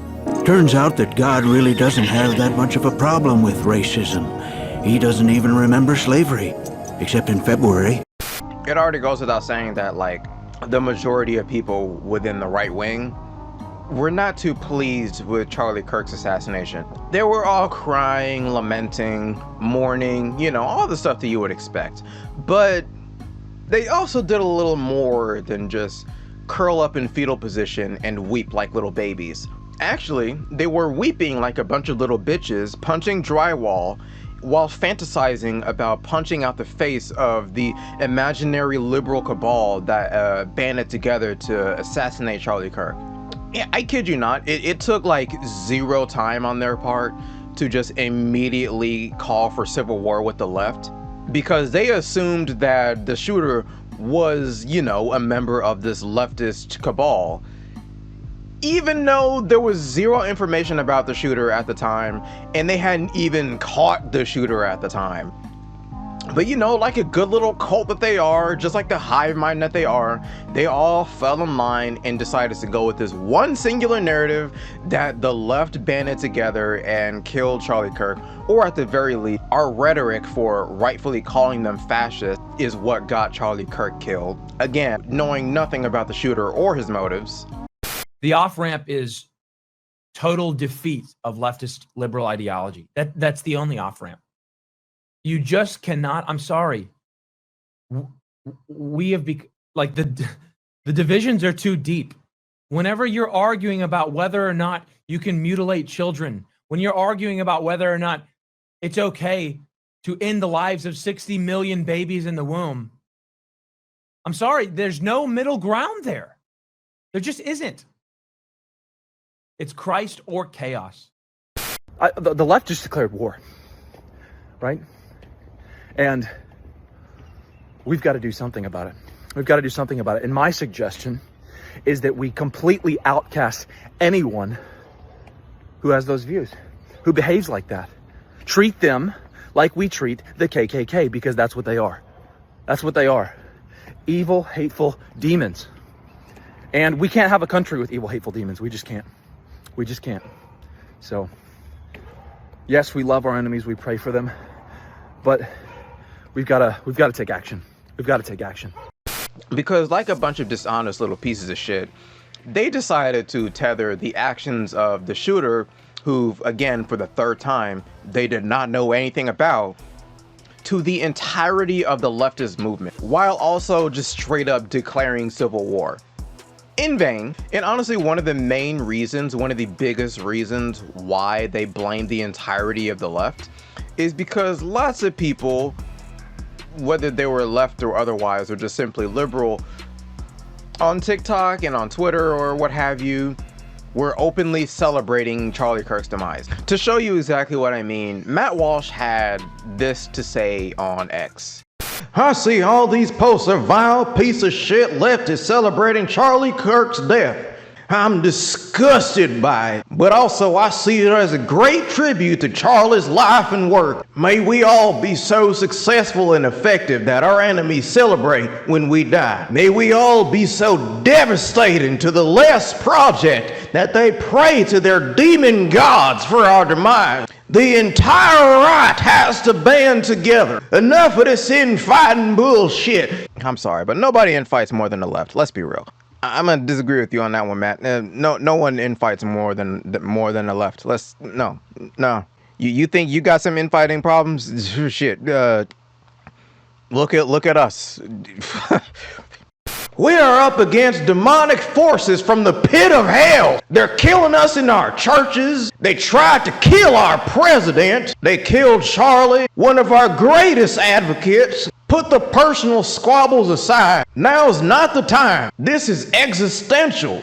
A fight for our own existence and the existence of our country. I woke up even angrier. I want justice for Charlie. Everyone responsible. Everyone celebrating. Everyone who encouraged this or fomented it in any way. I want them all held accountable. They want us dead. They're killing us. Now's not the time for kumbaya stuff. This is real. Okay, Matt. Yeah. Maybe you should chill for a minute. Because I assure you, I'm not one to take up arms and just, fucking murk the shit out of you, buddy. I'm not even one to advocate for it. Look at every leftist that I've covered, and even the ones that I haven't covered, they ain't advocating for that shit. But here's the funny thing, because of course, when you actually look at the backgrounds of the two people that tried to assassinate Trump, both of them were on the right. I think one of them actually was found to be a registered Republican, or both of them were found to be registered Republicans. This is so blatant. Don't you see how obvious this shit is? They are finding every excuse they can to advocate for or just straight up commit a genocide against everyone to the left of beating a Palestinian baby to death with a baseball bat. Nobody on the left was advocating for civil war with the right after George Floyd was killed.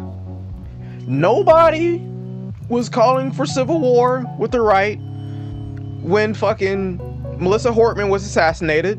Hell, even when more leftists found out about Melissa Hortman's assassination, ain't nobody advocating for civil war in light of that.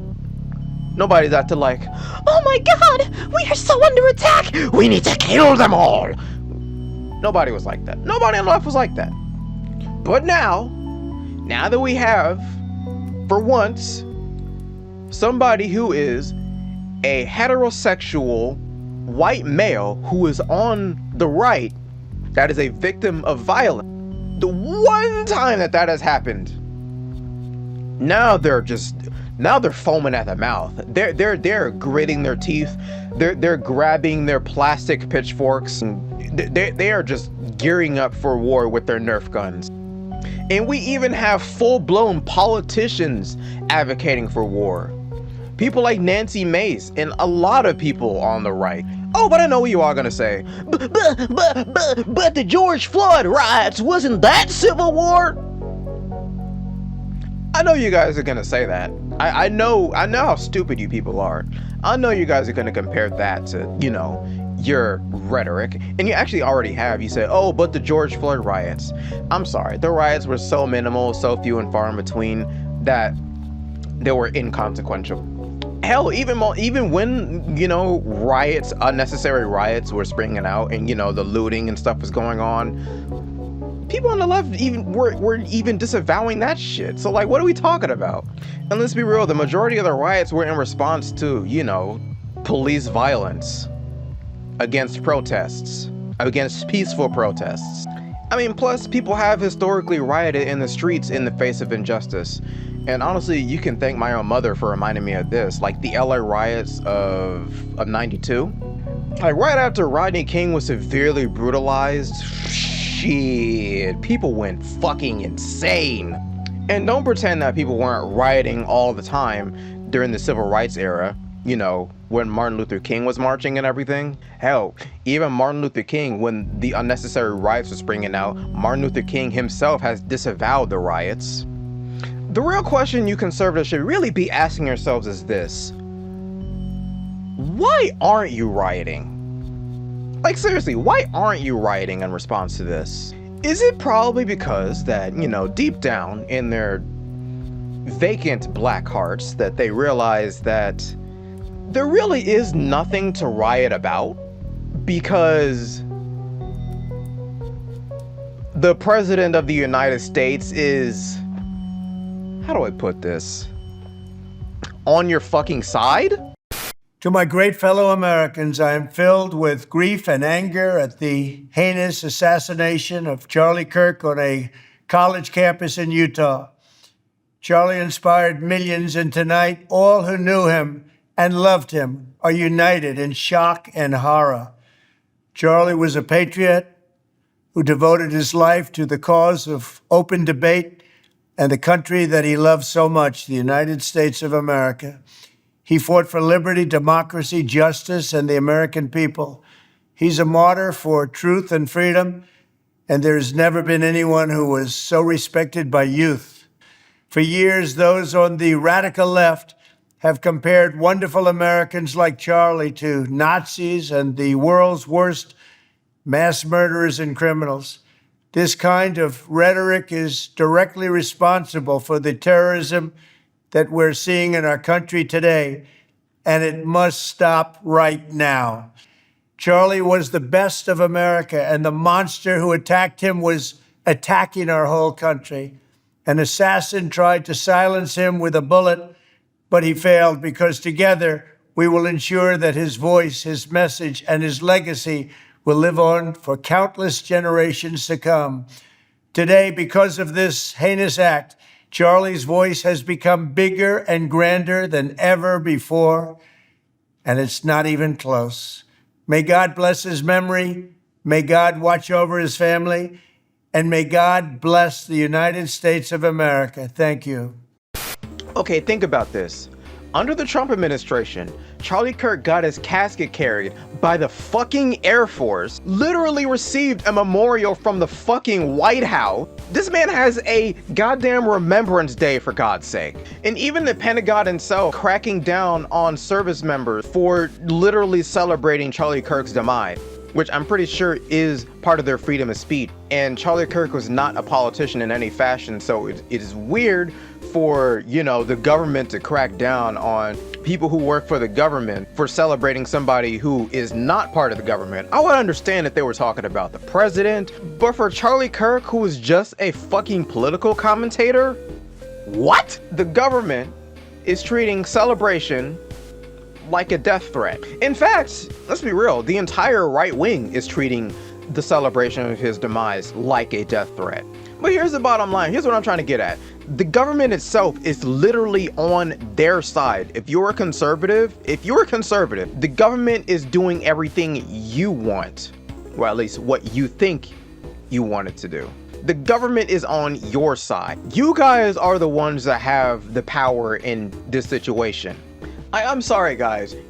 The right is literally getting everything it wants from the government, save for, you know, a free pass to go out and kill every trans and black person and fucking brown person that they please. Oh wait, no, they can do that. Oh wait, sorry, no, they do have a free pass to do that. At least for brown people, ICE. You can just pretend to be an ICE agent and kidnap, you know, a brown lady and put her into a white van and rape and murder her as you please. You can just do that. You can. Don't say that you can't do that. You are just allowed to do that. ICE doesn't have to identify themselves as agents of the government, so you can just get away with doing that. You're going to say that there aren't people doing that right now? So here's something that libs of TikTok said on X. I am noticing a pattern with all of these people celebrating Charlie's death. They all have pronouns in their bios. Every single time. The pronoun people are evil, satanic death cultists. Fucking pronouns! Man, I find it interesting that all of these people are fucking foaming at the mouth and using all this like fucking aggressively charged rhetoric against the left. Meanwhile, on the other side, people on the left were denouncing the violence and calling for a de-escalation even. And while they were doing that, they were just simply making light of the hundreds of horrible things Charlie Kirk said while he was on this planet. And you know, when it comes to the people that were celebrating, right, the odd part is the right is out here acting like the people celebrating are the ones who pulled the fucking trigger. Did they tell him to go out and shoot and kill Charlie Kirk? These people constantly frame people celebrating as an advocacy for violence or a call for violence. When, let's be real, if Charlie Kirk died of old age, people would be celebrating. Like, imagine if we lived in a different timeline. Let's imagine in this timeline, let's say Charlie Kirk gets struck by lightning. You know what people would be doing?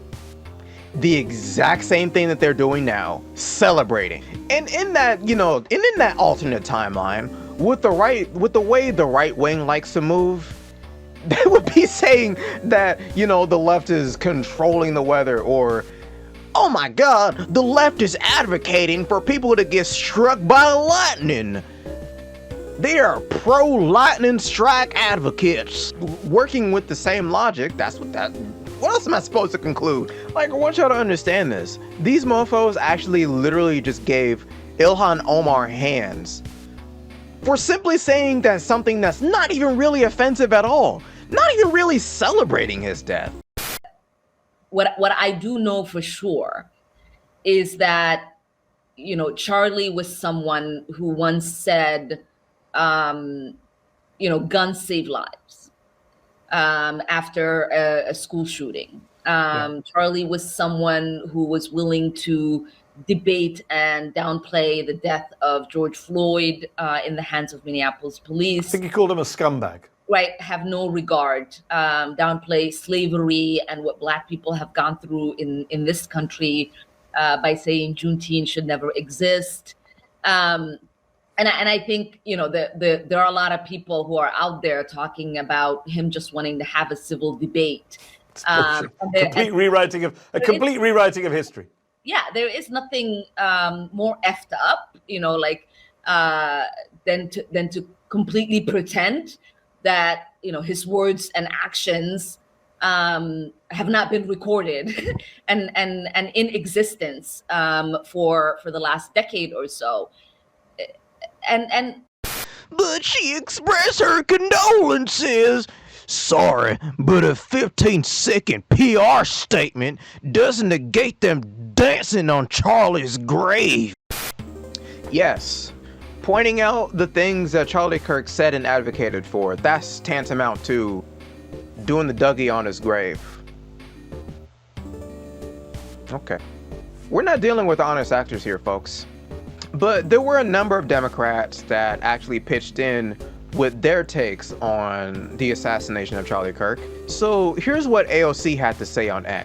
The scourge of gun violence and political violence must end. The shooting of Charlie Kirk is the latest incident in this chaos, and it must stop. We cannot go down this road. There is no place for it in America, and we wish for his recovery.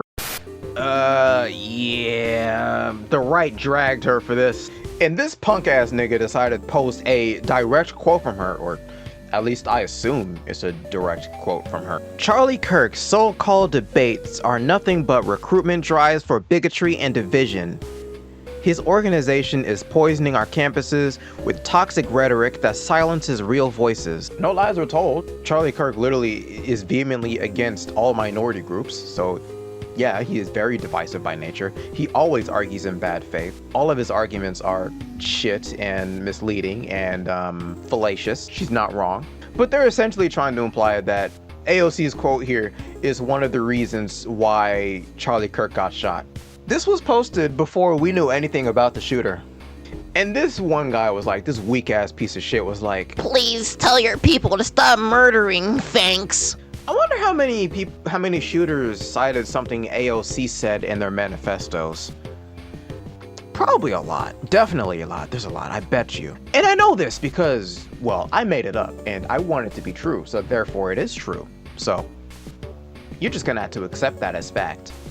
So Aaron McIntyre, a friend of Charlie Kirk, who was actually featured in a number of Charlie Kirk's YouTube videos, including the one that demonized the Civil Rights Act, he had this to say. Look at these ghouls pushing their agenda as this man's family sits devastated by the violence they so desperately craved with their casual charges of fascism. They want your guns because they want more Charlie Kirks. They don't want to end violence. They want a monopoly on it. Aaron, me over here. I have a question. What agenda? This man is so in his feelings about gun control that the moment he hears someone on the left talk about ending gun violence, he's on fight or flight mode. He's like, oh God, they're gonna take my guns away. The liberals are trying to steal my guns. No one said anything about taking your guns, bro. Like AOC said nothing about gun control and that shit. None of what she said even remotely alluded to gun control. She just said an end to gun violence. That an end to gun violence means a lot more than just simply gun control. An end to gun violence can even simply just be an end to gun culture, or just simply calling for de-escalating rhetoric. The left wants to take my guns away. Yeah. Fucking baby. What a fucking baby. Oh, also, Biden had some words to say, too. There is no place in our country for this kind of violence. It must end now. Jill and I are praying for Charlie Kirk's family and loved ones. Yeah, they dragged Biden for this, too. Biden was not spared. Biden's cashing these hands, too. Oh, yeah, Obama has something to say as well.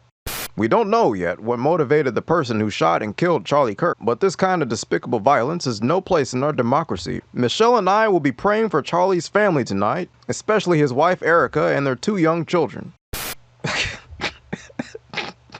Bruh. Someone posted.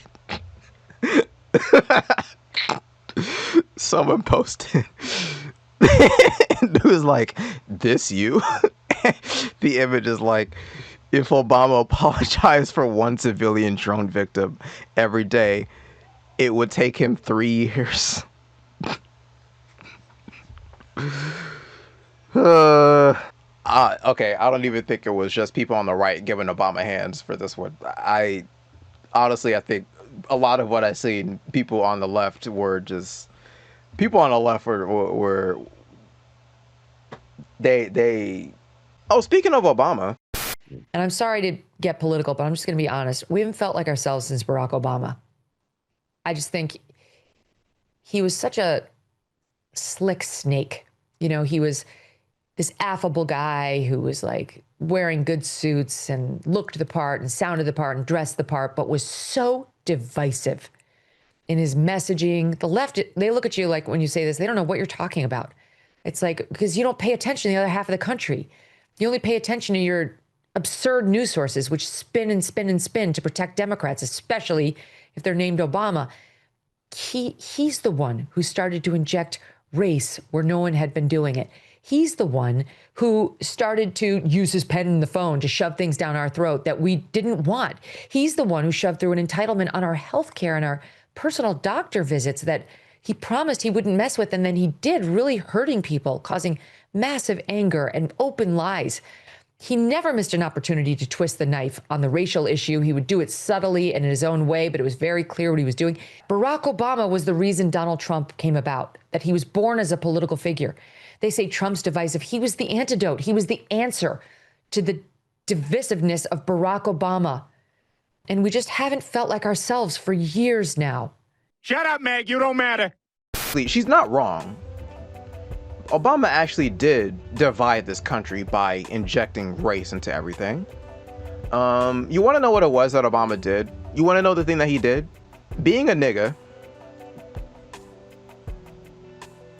while also running for president. That's all he did. That's the only thing he did. Were you expecting something else? What, you think there's a quote that I can go to? A bill that he passed? No. That's it. That's all he did. And you know, for the main event of for the right-wing section, we gotta talk about Erica Kirk's statement. Good evening. My name is Erica Kirk. Charlie Kirk is my husband. I first want to thank the local, state, and federal law enforcement who worked tirelessly to capture my husband's assassin so that he can be brought to justice. 2 days ago, my husband, Charlie, went to see the face of his Savior and his God. Charlie always said that when he was gone, he wanted to be remembered for his courage and for his faith. And one of the final conversations that he had on this earth, my husband witnessed for his Lord and Savior, Jesus Christ. Now and for all eternity, he will stand at his Savior's side, wearing the glorious crown of a martyr. My husband laid down his life for me, for our nation, for our children.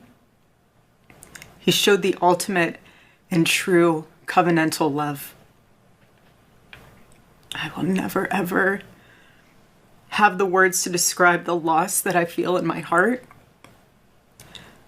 I honestly have no idea what any of this means. I know that God does, but I don't. But Charlie, baby, I know you do too.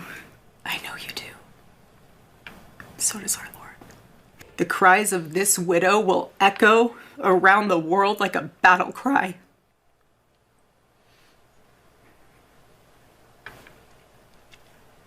To everyone listening tonight across America, the movement my husband built will not die.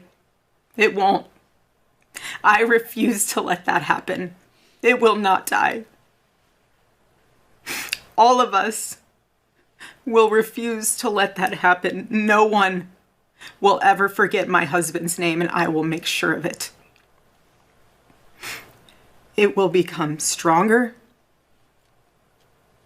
bolder, louder, and greater than ever. My husband's mission will not end, not even for a moment. This is actually very deeply concerning because what Erica is doing right here is she's literally playing into the right-wing narrative that Charlie Kirk was essentially some kind of martyr. And what kind of martyr? Well, it's like she said, for everything that Charlie stood for while he was alive. Although she never said it directly, but we all know the things that Charlie Kirk stood for. White supremacy, misogyny, homophobia, transphobia, xenophobia, racism, anti-Semitism. Yes, even with his support of Israel. But the list goes on. There's a lot more, but that's the gist of it. And Erica herself said that she intends to continue Charlie Kirk's legacy and also work to further his movement. And his movement literally encapsulates everything that I just listed. And what's even worse is that, according to Charlie Kirk himself, Erica Kirk is far more conservative than he was. So take that as you will.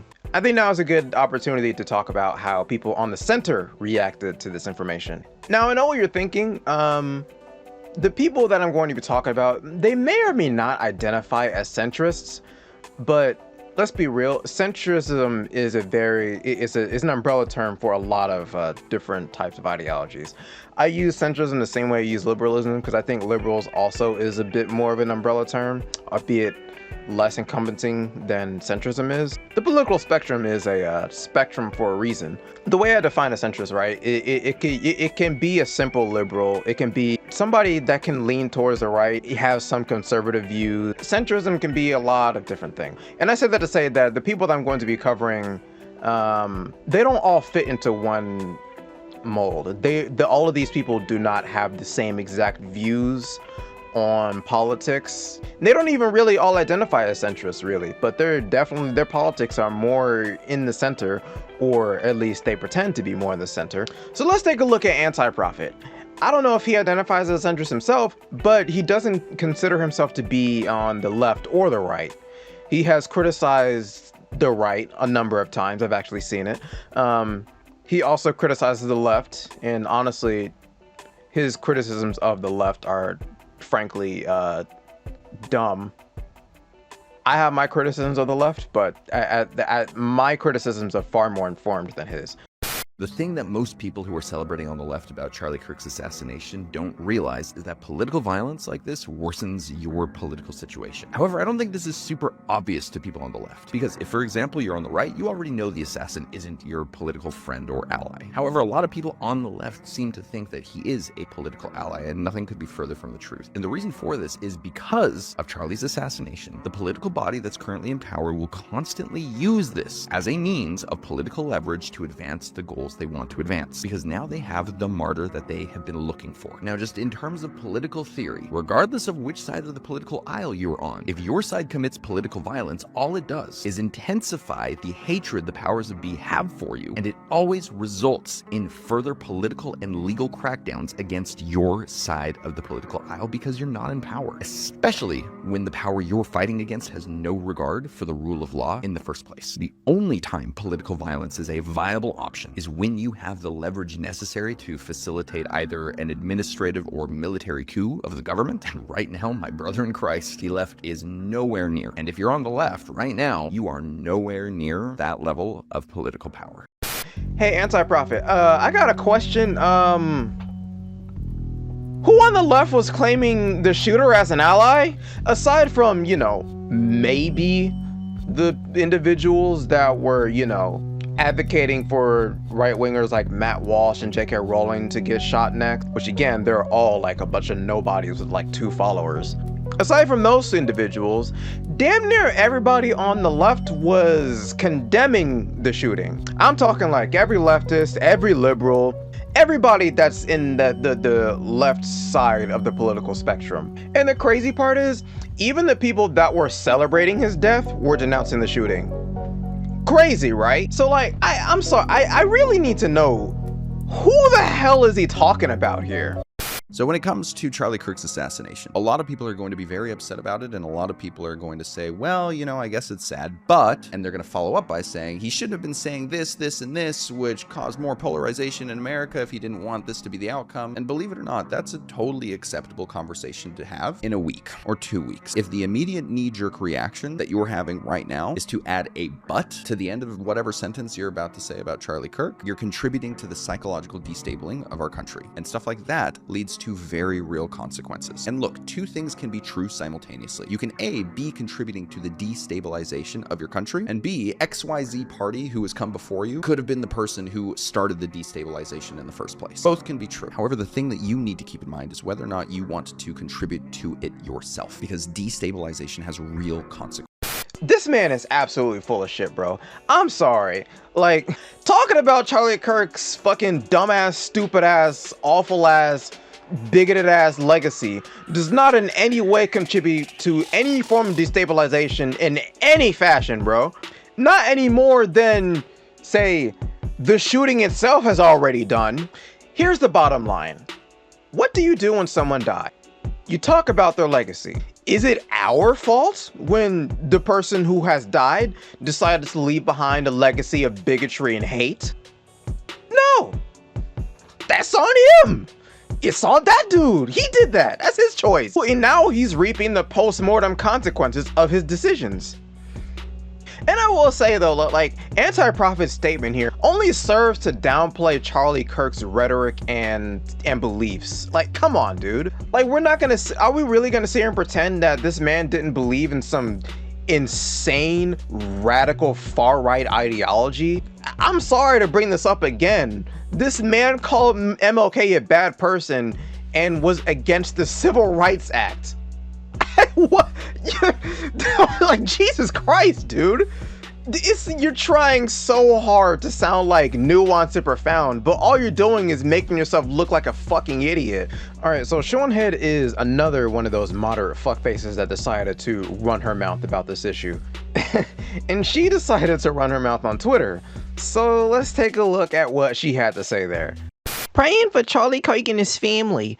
Charlie was one of the more moderate right-wing voices out there, but it doesn't matter. They'll celebrate. They see you all at the same level. You're all Nazis and you deserve it for having had opinions libs had 20 years ago. These people are sick.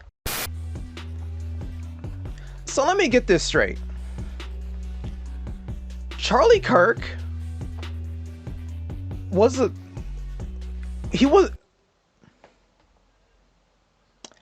I'm having a hard time saying it. he was a moderate oh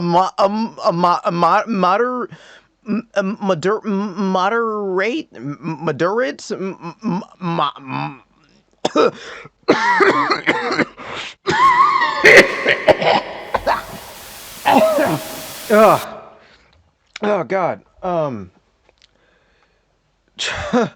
Charlie Kirk was a moderate? Ugh. Girl, are you talking about a Charlie Kirk from an alternate dimension?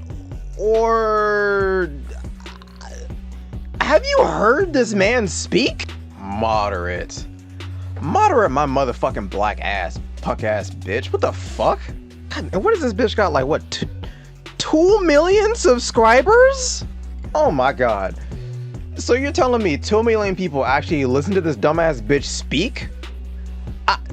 They sit there and listen to her spew dumbass brain dead talking points, and they just nod their heads and go, yup, yup, sounds about right, yep, that's right. 2 million human beings, real life human beings, take her seriously. It's no wonder this country's cooked, bro. Holy shit. Oh, and she did get dragged for this, by the way, because of course she got dragged for that stupid ass take, like calling Charlie Kirk a moderate. That's a take and a half, dog. Like that, yeah, that'll get you dragged. Fucking,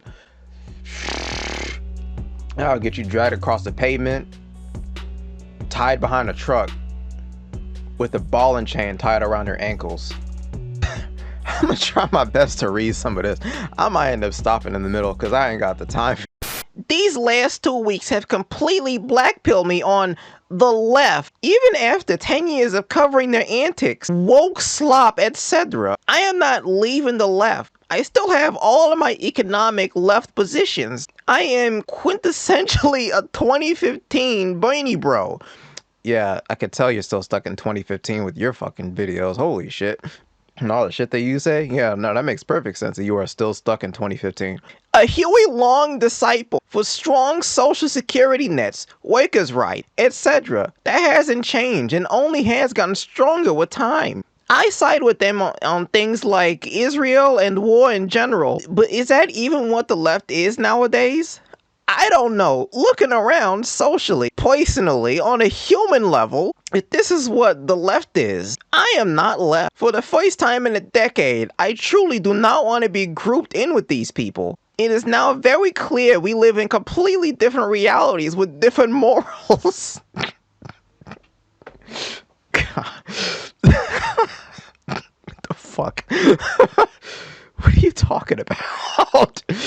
From the the insane, bizarre reaction to the murder of an innocent woman on a train reflexively getting madder about people being mad about it than the actual murder. I know what she's talking about. I don't have time to cover this shit, but there was a white woman that was killed by a black man, and every conservative was just like trying to use that as a justification for racism and to like spin this narrative that black people commit more violent crimes than white people, which is a completely false narrative. And that's the thing that people on the left were getting mad about. But Seanhead is more upset about leftists getting mad about racism than she is about the racism coming from the right. Like, yeah, no. Seanhead is a fucking clown, dog. Dismissing people's very real concerns about dying decaying society to, well, that's just living in the city, chud. Car accidents are more common, to celebrating with gruesome murder of a husband, father, just a guy. Just a guy. Oh my God. Not a politician, not a CEO, a fucking guy for having normie campus conservative coworker politics. Yeah, dog. MLK was a bad person. Just your average conservative belief. Jesus Christ. Is that okay? Yeah, no, that's definitely that's a take. I wouldn't say that the average conservative believes MLK was a bad person, but go off, I guess. All right. For the crime of not being a liberal, not believing in the current thing. What are you talking about? It is clear that they reacted about Charlie is how. No, bro, I'm done. I can't. I'm done. She's so dumb. I can't. She's so fucking stupid. This is why I say that Seanhead is a total fucking moron. Her gripe with the leftist movement is basically how self-proclaimed leftists will behave online. That's literally all it is. It's just online bullshit. Like, what? Now, I'm not gonna sit here and pretend that leftists don't behave stupidly online. In fact, I think the majority of them do. But this bitch is so fucking brain dead that she is literally incapable of gripping with the fact that leftism is not a social club. Leftism literally is just a combination of core tenets, values, and beliefs that you hold. If the majority of your beliefs and values align with what is, known as, leftist politics, essentially you're just a leftist. That's it.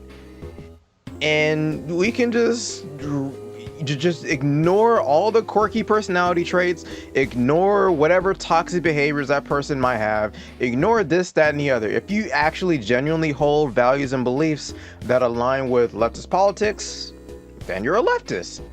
You don't gotta be friends with every leftist. Hell, you don't even gotta like every leftist, dog. Like, shit, I know for a fact that I hate most everybody on the left, to be honest with you. But even with that, you can still be a fucking leftist, just like me. I hate most leftists on the internet. I'm still a leftist. Nobody can take that away from me. That's just who I am. I don't give a shit. And let me be, and I gotta make this as clear as I possibly can. The catalyst for Seanhead's insane crash out on Twitter was a very small number of people online celebrating Charlie Kirk's death. The small number. I mean, you saw the clips that I showed you earlier. Damn near every leftist of any consequence that has any amount of influence has disavowed the shooting, called it disgusting, and even a couple of them has even showed empathy for Charlie Kirk and his family. Like, Dean Withers even cried on stream and got dragged for it. Like, they don't speak for everybody on the left. And honestly, the people that were dragging them for, they don't have a platform. So I'm sorry to say this, but they don't matter. So what are you mad about, Shu? Seriously, what the fuck are you pissed at? What are you upset about? And why the hell are you so, like, irrationally fixated on the worst people on the left? Like, literally, Seanhead, either you're really fucking stupid or you suffer from the worst form of tunnel vision imaginable, or you are very deliberately trying your damnedest to make the left look bad. It's the third option. I'm just calling it is just the third option. So by now, all of us have heard about Charlie Kirk's death, the political advocate, and although I'm a Canadian liberal and I never agreed with him, I can understand why so many liberals in America are celebrating his death right now. Just fucking kidding, I'm not a psycho. This isn't Stalin or Ceausescu or Hitler that we're talking about that probably should have been shot dead for their opinion. Roma, correct me if I'm wrong, but didn't those guys do a little more than just have opinions? I don't know. I don't know anything about either of those people. I'm not a history major. I don't know. Maybe I'm the dumb one. We're talking about Charlie Kirk here, a political commentator, a father of 2 little girls, a husband, a young man. The death of Charlie Kirk represents all of us that speak against the masses. I mean, shit, I'm a men's rights advocate. I was the first person to do it. People think that I'm a fucking maniac, and they tried to destroy my life because I didn't want to sit here and be like, yeah, feminism, yep, all great.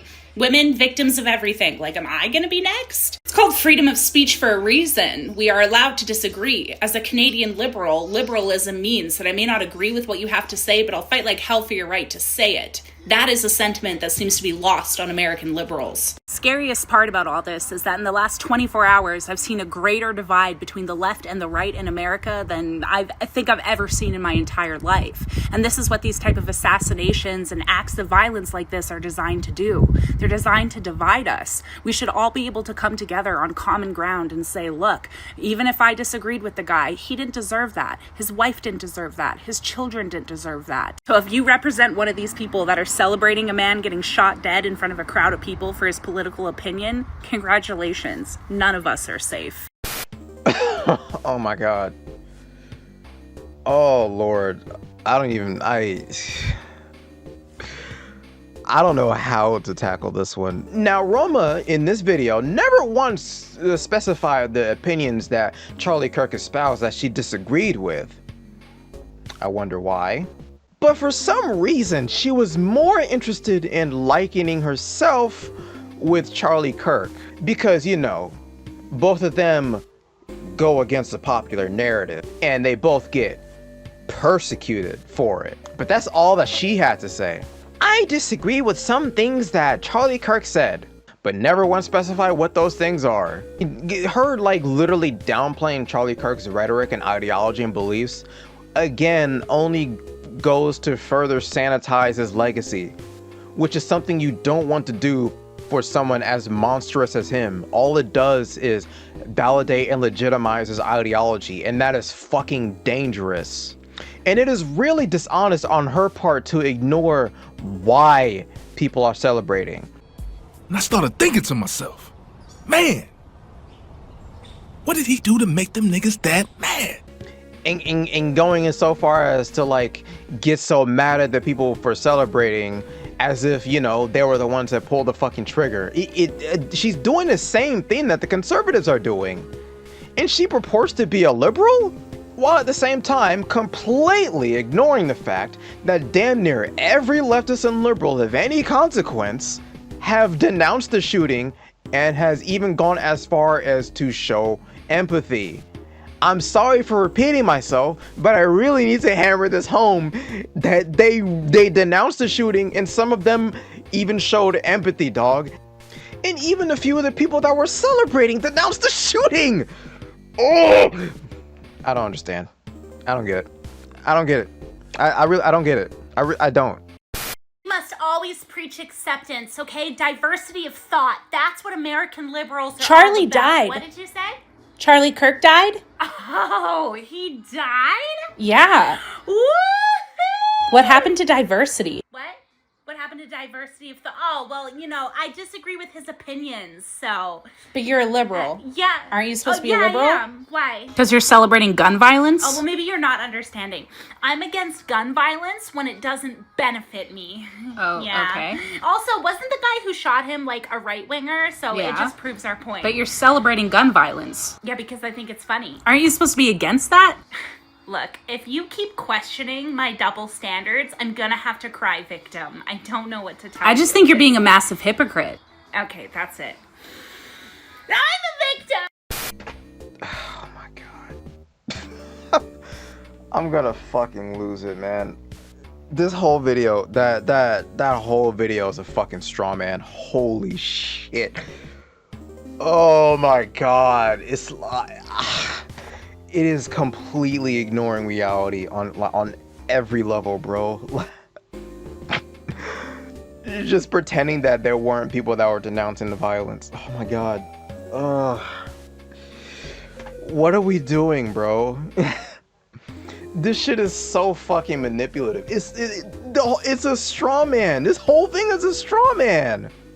And like, what is this framing? Like, she's sitting there saying that like people celebrating is cheering on gun violence. Huh? Going back to my whole analogy with the, you know, what if Charlie Kirk got struck by lightning? You know, does that make leftist pro lightning strike activists advocates if Charlie Kirk died from lightning rather than gun? Oh my god, it's so brain dead and dumb. Like you remember Hulk Hogan? You remember when Hulk Hogan died? Like when Hulk Hogan died and people were celebrating, do you think people were cheering on or celebrating heart attacks?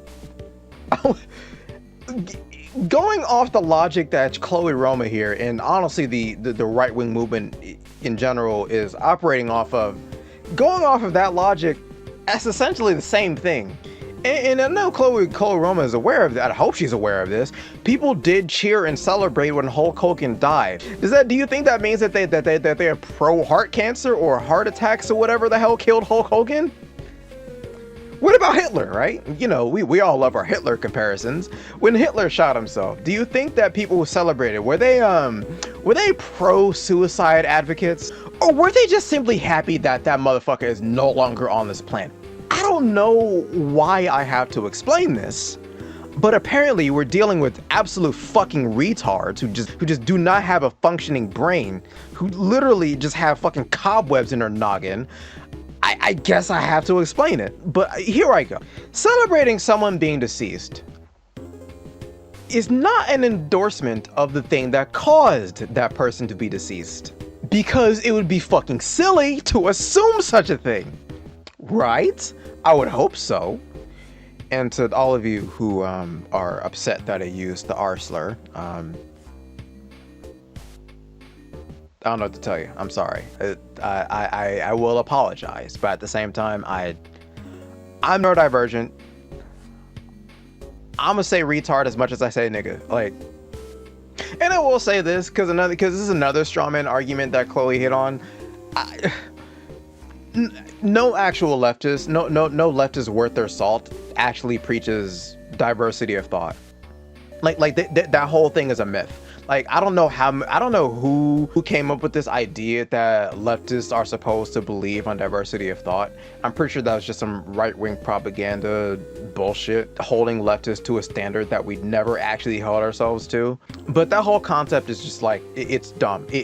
No one in their right mind believes that shit. Not even conservatives believe. No one believes that.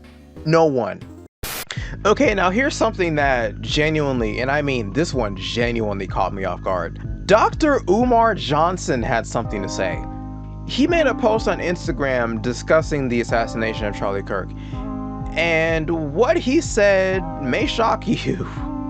While I do not agree with Mr. Kirk's rhetoric and consider him to be an anti-black bigot, I will never rejoice at the loss of life of anyone who hasn't directly participated in the unaliving of a member of the black African race. I am ashamed to see members of my community celebrating this situation.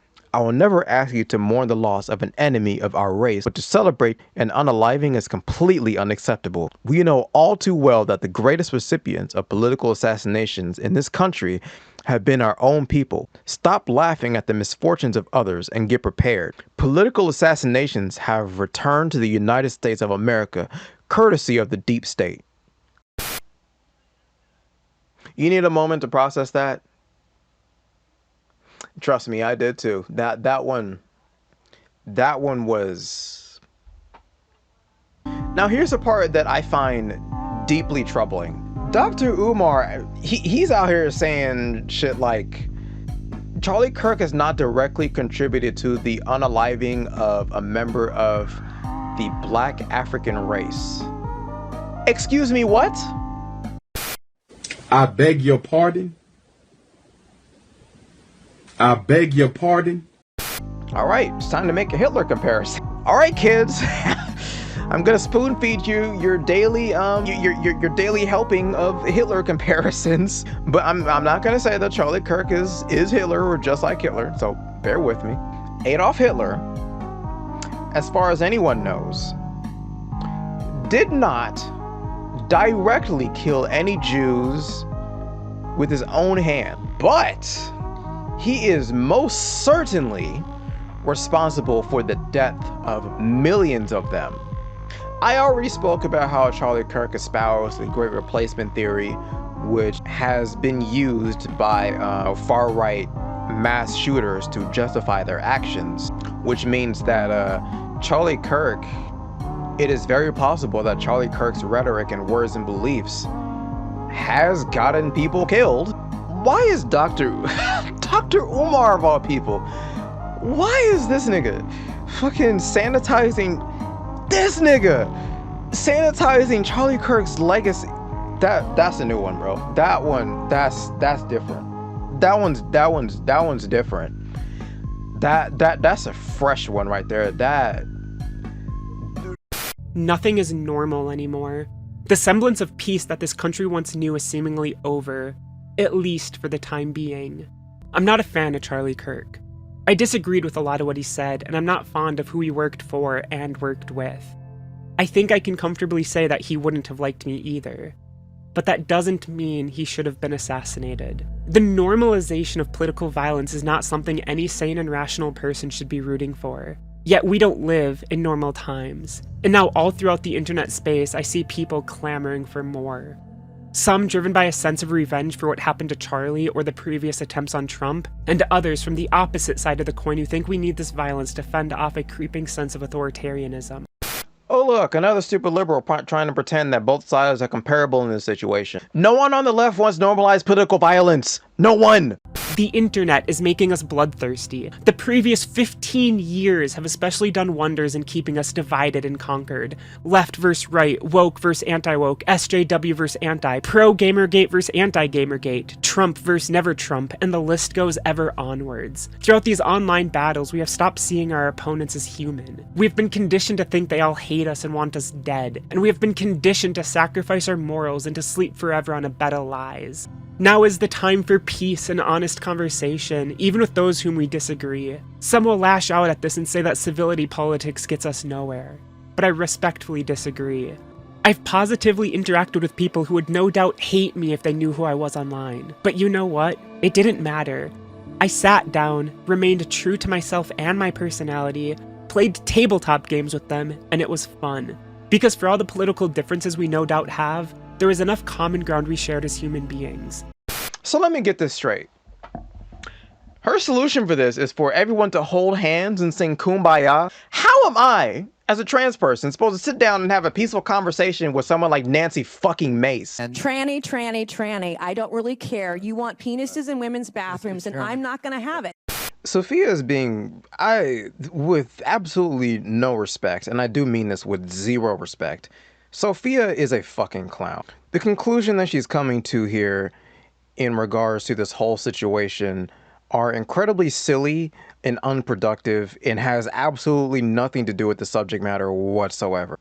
This bitch seems so convinced that this is an internet problem. You know, the internet is making everyone bloodthirsty and want to kill each other. We don't even see each other as human anymore. And that's why people are celebrating, or she means that's why Charlie Kirk died. I don't know which one. Maybe she's referring to both. But the fact that she's so willing to pivot to the internet is laughably stupid. This, to me, reads as someone desperately trying hard to come off as profound and insightful. Like, don't get me wrong. I do agree that the internet culture has let's be real, pretty much ruined politics. And people online absolutely do have a hard time seeing other people online as human. Let's be real. It's just a fact that she's not wrong about that. But come on now, dog. Is this really the angle that we have that's necessary to go to in regards to this whole situation? Charlie Kirk was a monster. Bro was racist. He said my boy was racist. He was misogynistic. He was transphobic, homophobic, Islamophobic, xenophobic, and all kinds of things. He attacked every minority group under the sun as much as humanly possible. And before he died, even down to this man's last breath, this dude was literally getting ready to talk shit about the black community, bro. Give some credit. Do you know how many mass shooters there have been in America over the last 10 years? Counting or not counting gang violence? Great. You can sit there and whine all day, every day about how, oh my God, everyone's so divided. Ooh. You can do all that shit all you want to. But let's be real. Yes, things are divided. And that is mainly because of people like Charlie Kirk, as I said multiple times in this video. I'm sorry, Sophia. You're fucking dumb. You're not intelligent. And to respond to your second point, he's acting like that it's time for everybody to sit down and have peaceful conversations, this, that, and the other. I'm sorry, but it's kind of hard to have a peaceful conversation with the people in power, you know, backing a president that literally just does whatever the hell he wants with almost zero to no pushback. Well, up until now with all the Epstein files. With him cutting Medicaid, with him, like, cutting SNAP benefits, things that people in this country need to survive. You know, the poor people who can barely even make enough money to even get those things, you know, food and healthcare, basic shit like that. Kind of hard to have a peaceful conversation with an administration that is literally killing Americans right now. And that's even me not even mentioning ICE and everything that ICE is doing. So no, Sophia, you're not smart. And while I'm at it, while I'm on the subject of, you know, vile human beings being vile human beings, I think it's high time that we actually take a look at Charlie Kirk's legacy. So, who was Charlie Kirk?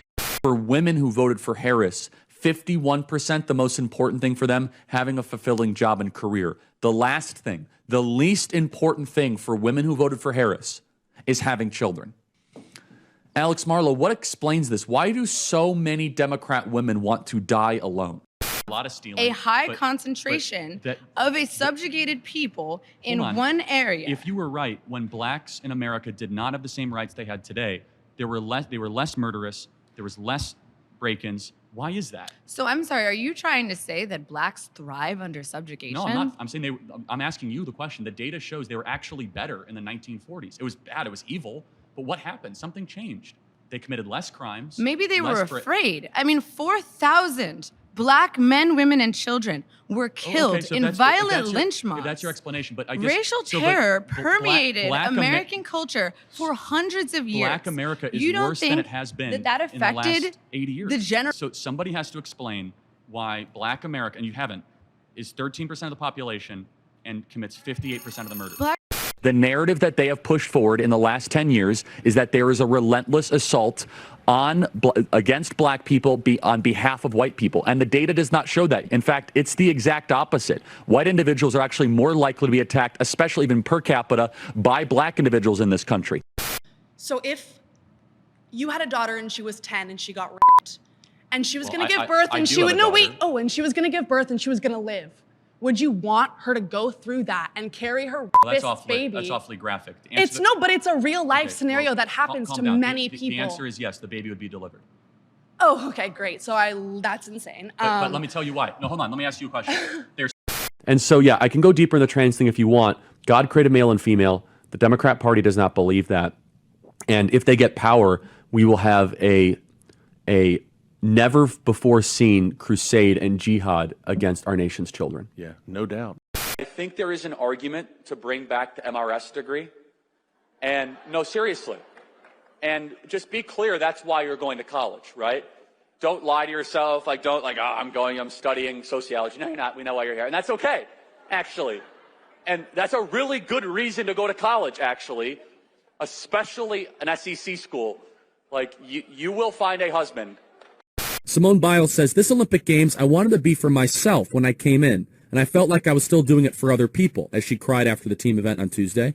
So that just, it like hurts my heart because doing what I love has been kind of taken away from me to please other people. Yeah, that's the point, Simone Biles. You're representing your nation, you're selfish sociopath. You kidding me? Today it's like, you know what? I'm not going to do something stupid and get hurt. It's just not worth it. Especially when you have like 3 amazing athletes that can step up to the plate and do it. So you know who has the gold medal? Russia. We are raising a generation of weak people like Simone Biles. She's also very selfish. She's immature. And she is a shame to the country. She's totally a sociopath. Of course she's a sociopath. Welcome to hell, motherfucker! I was gonna include like a whole section discussing particularly the part in this whole saga where funnily enough the left and the right were essentially kind of playing political football with Charlie Kirk's corpse. Or not really Charlie Kirk's corpse, more Charlie Kirk's killer. But as I was editing this, I looked at the time and I think this video is long enough. You've heard me run my mouth about this shit long enough. If I go any further, this would end up being like what, a 4-hour video, at the very least a 3.5-hour video. I think going beyond that is pushing it, in my opinion. I don't think my channel's there yet, bro. I don't think my channel is right there. Is there? Not yet. But yeah, I mean, you already know how it went down. Like, a lot of people were like, because after Charlie Kirk was assassinated, the right was very quick to assume that, you know, the shooter was a leftist. And then there was evidence, and then there were some things about him like that made it kind of seem like the shooter was a groyper, part of, you know, Nick Fuentes' you know, Nazi audience. And don't get me wrong, it wasn't without its merits. I mean, there was, you know, some things out there that kind of pointed in that direction. Turns out, I mean, upon further inspection, doesn't really seem plausible. I mean, two things can be true at the same time, right? It can be true that, like, the shooter was, you know, at the very least, like, semi-left leaning or some shit like that. And it can also be true that the broader left movement is not responsible for his actions, Tyler Robinson's actions. Both things can be true. I happen to believe both of those things. But yeah, I don't know. I mean, the whole thing, like, really, to me, just points to... It does nothing but show me that the right is super interested in using any tragedy they can to try and galvanize people into persecuting or harming the left. I mean, y'all saw how Matt Walsh was speaking. I showed that in the video, at least. Like, Matt Walsh was going ham. He was like, bro, fucking, man, my nigga was ready to go scorched earth on every leftist. Like, damn. I mean, yeah. I mean, like, to me, this whole thing really says more about the right-wing movement broadly than it does about the left. And I know, yeah, I get it. Elephant in the room. One of theirs died. Charlie Kirk, a conservative pundit, was the one that was in, you know, a victim of violence in the situation. And I know how it sounds. That, oh my God, I'm victim blaming. I'm blaming the right for the murder of one of their people. You can take it that way if you want to. I mean, a lot of them really are already taking it that way with how people are celebrating. But like, if you're on the right, you are completely in control of how you respond to the things that happen to you. Well, it's funny when you put it like, when I put it like that, because nothing really happened to them, did it? Charlie Kirk was the one that was a victim of violence, but like, these people act like it was an attack against them. Like Charlie Kirk dies, it's like, oh my God, what is going to happen to me? What about me? Tell me I'm lying. The way these people were acting, they were behaving as if they were the ones that were shot at, or like, you know, it was their dad that was shot or their cousin that was killed or whatever, you know? They took it way more personally than they should have, especially Tatum. God damn. Tatum took it. It's so dishonest. It is so obvious that like they were only interested in using this tragedy to try and you know, destroy the left-wing movement. It failed. It failed. A lot of people have forgotten about Charlie Kirk after all of this went down, for the most part. I mean, it was a good distraction from the Epstein's files for a while, but like, considering how the Epstein scandal is going, that does not seem to be the case at all. Oh man, it's crazy. Like, a lot of people that were in the MAGA movement were so fucking, they were rallying behind Trump. Like they were standing behind this man. Like, Trump was their guy. Trump was their hero in the darkness that was the Charlie Kirk assassination. Like, this got the MAGA movement just riled up. And now fast forward, a lot of the MAGA people right now are many of them are not liking Trump right now. A lot of them really don't like him, even though they still support some of a lot of the things that he's done and the things that he said. Even though they support his like ideology or whatever, right now they don't support him. I've even heard some people say that they hate Trump now. Like, that's crazy. There are still people that love this man. There are still people that would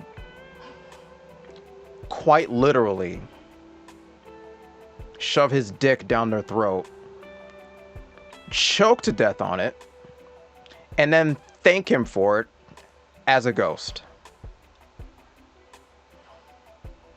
Tell me I'm wrong. I may have said this a number of times already. Again, I know I said a lot of this stuff before over the course of this video, but I kind of want to do a small like little recap of my opinions on this shit before I close the video out. Charlie Kirk was a piece of shit. I did not like him. And honest to God, I'm kind of glad that he's gone. I'll say this much.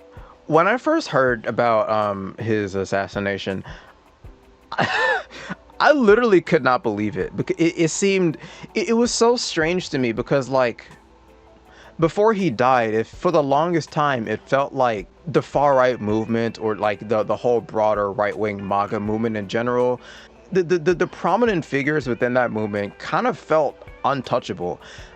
I never would have fathomed that like any like act of violence would befall any of them. Like, genuinely, I really didn't think so. And one of the main reasons why I didn't think so is because I really didn't feel like the people on the left had the oversized beanbag enough to be willing to go through with committing a senseless act of violence against one of them. I could not even imagine, because like, if you look at the where I'm sitting, someone who's on the left, who has had experiences with people on the left, who has talked to a lot of people on the left, mostly online. Most of my interactions with people on the left have been with people online. Some of them are people that I know personally, but like, even when I take the people that I know personally in real life, it's just like, people on the left are just kind of,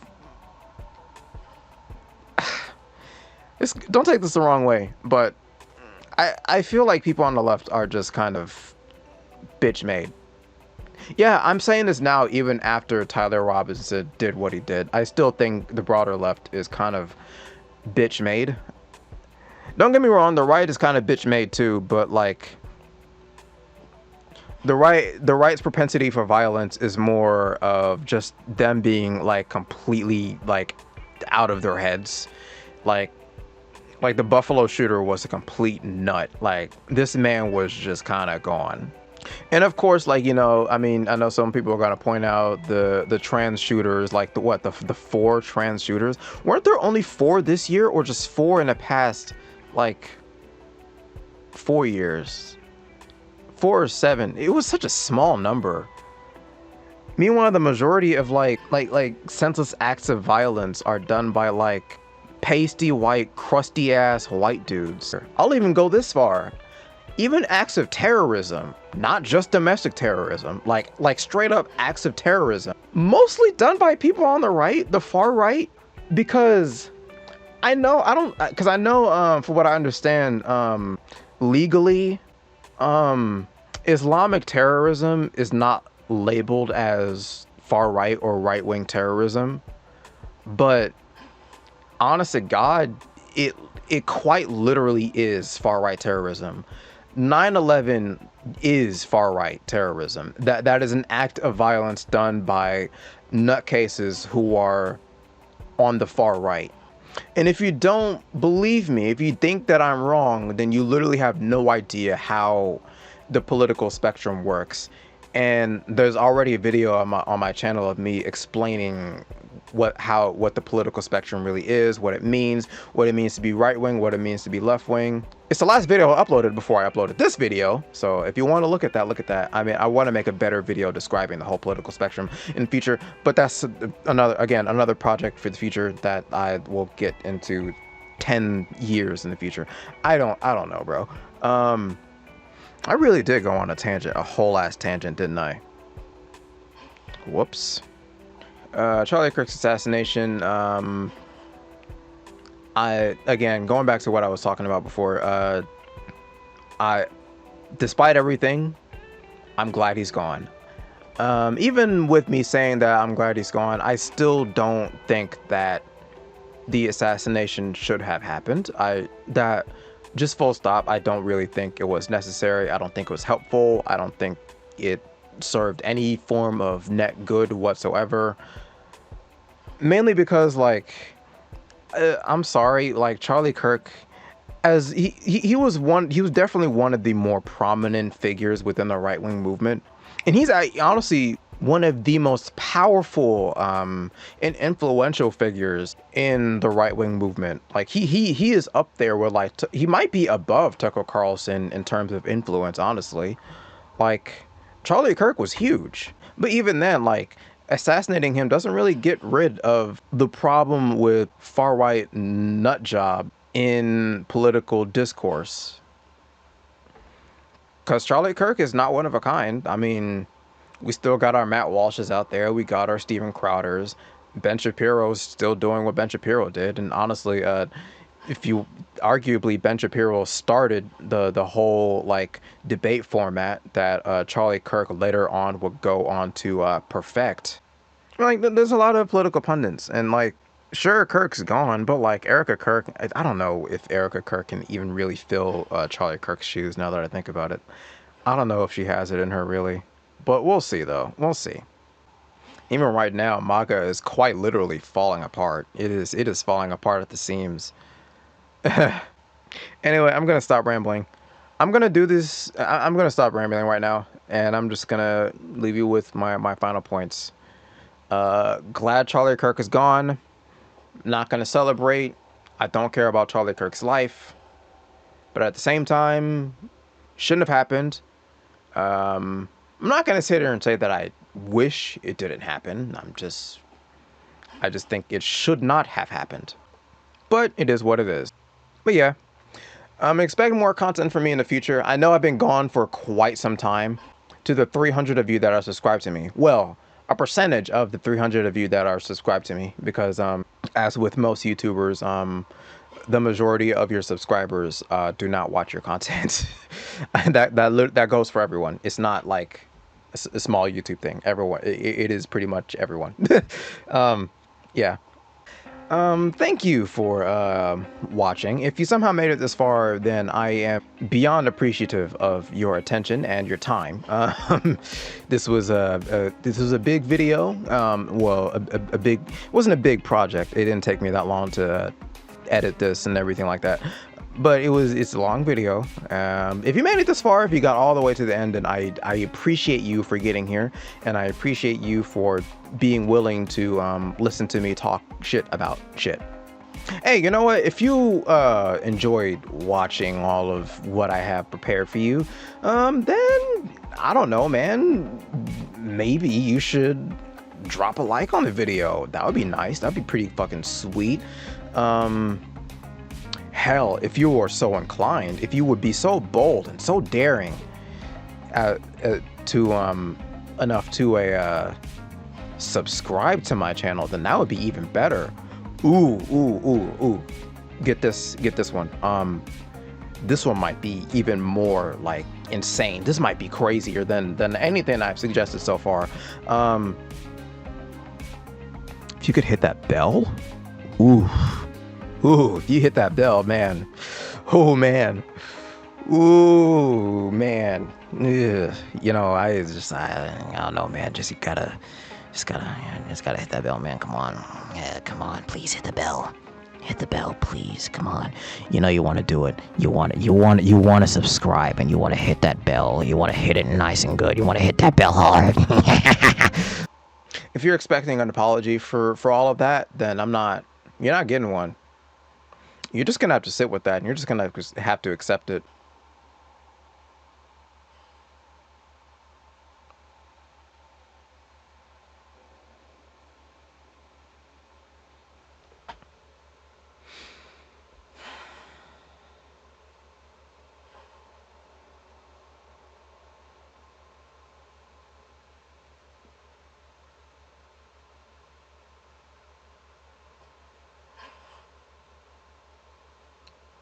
What are you still doing here? Go.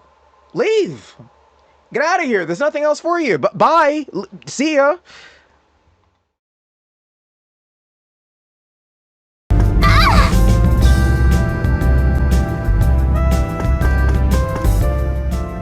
It is cheaper to buy vegetables here.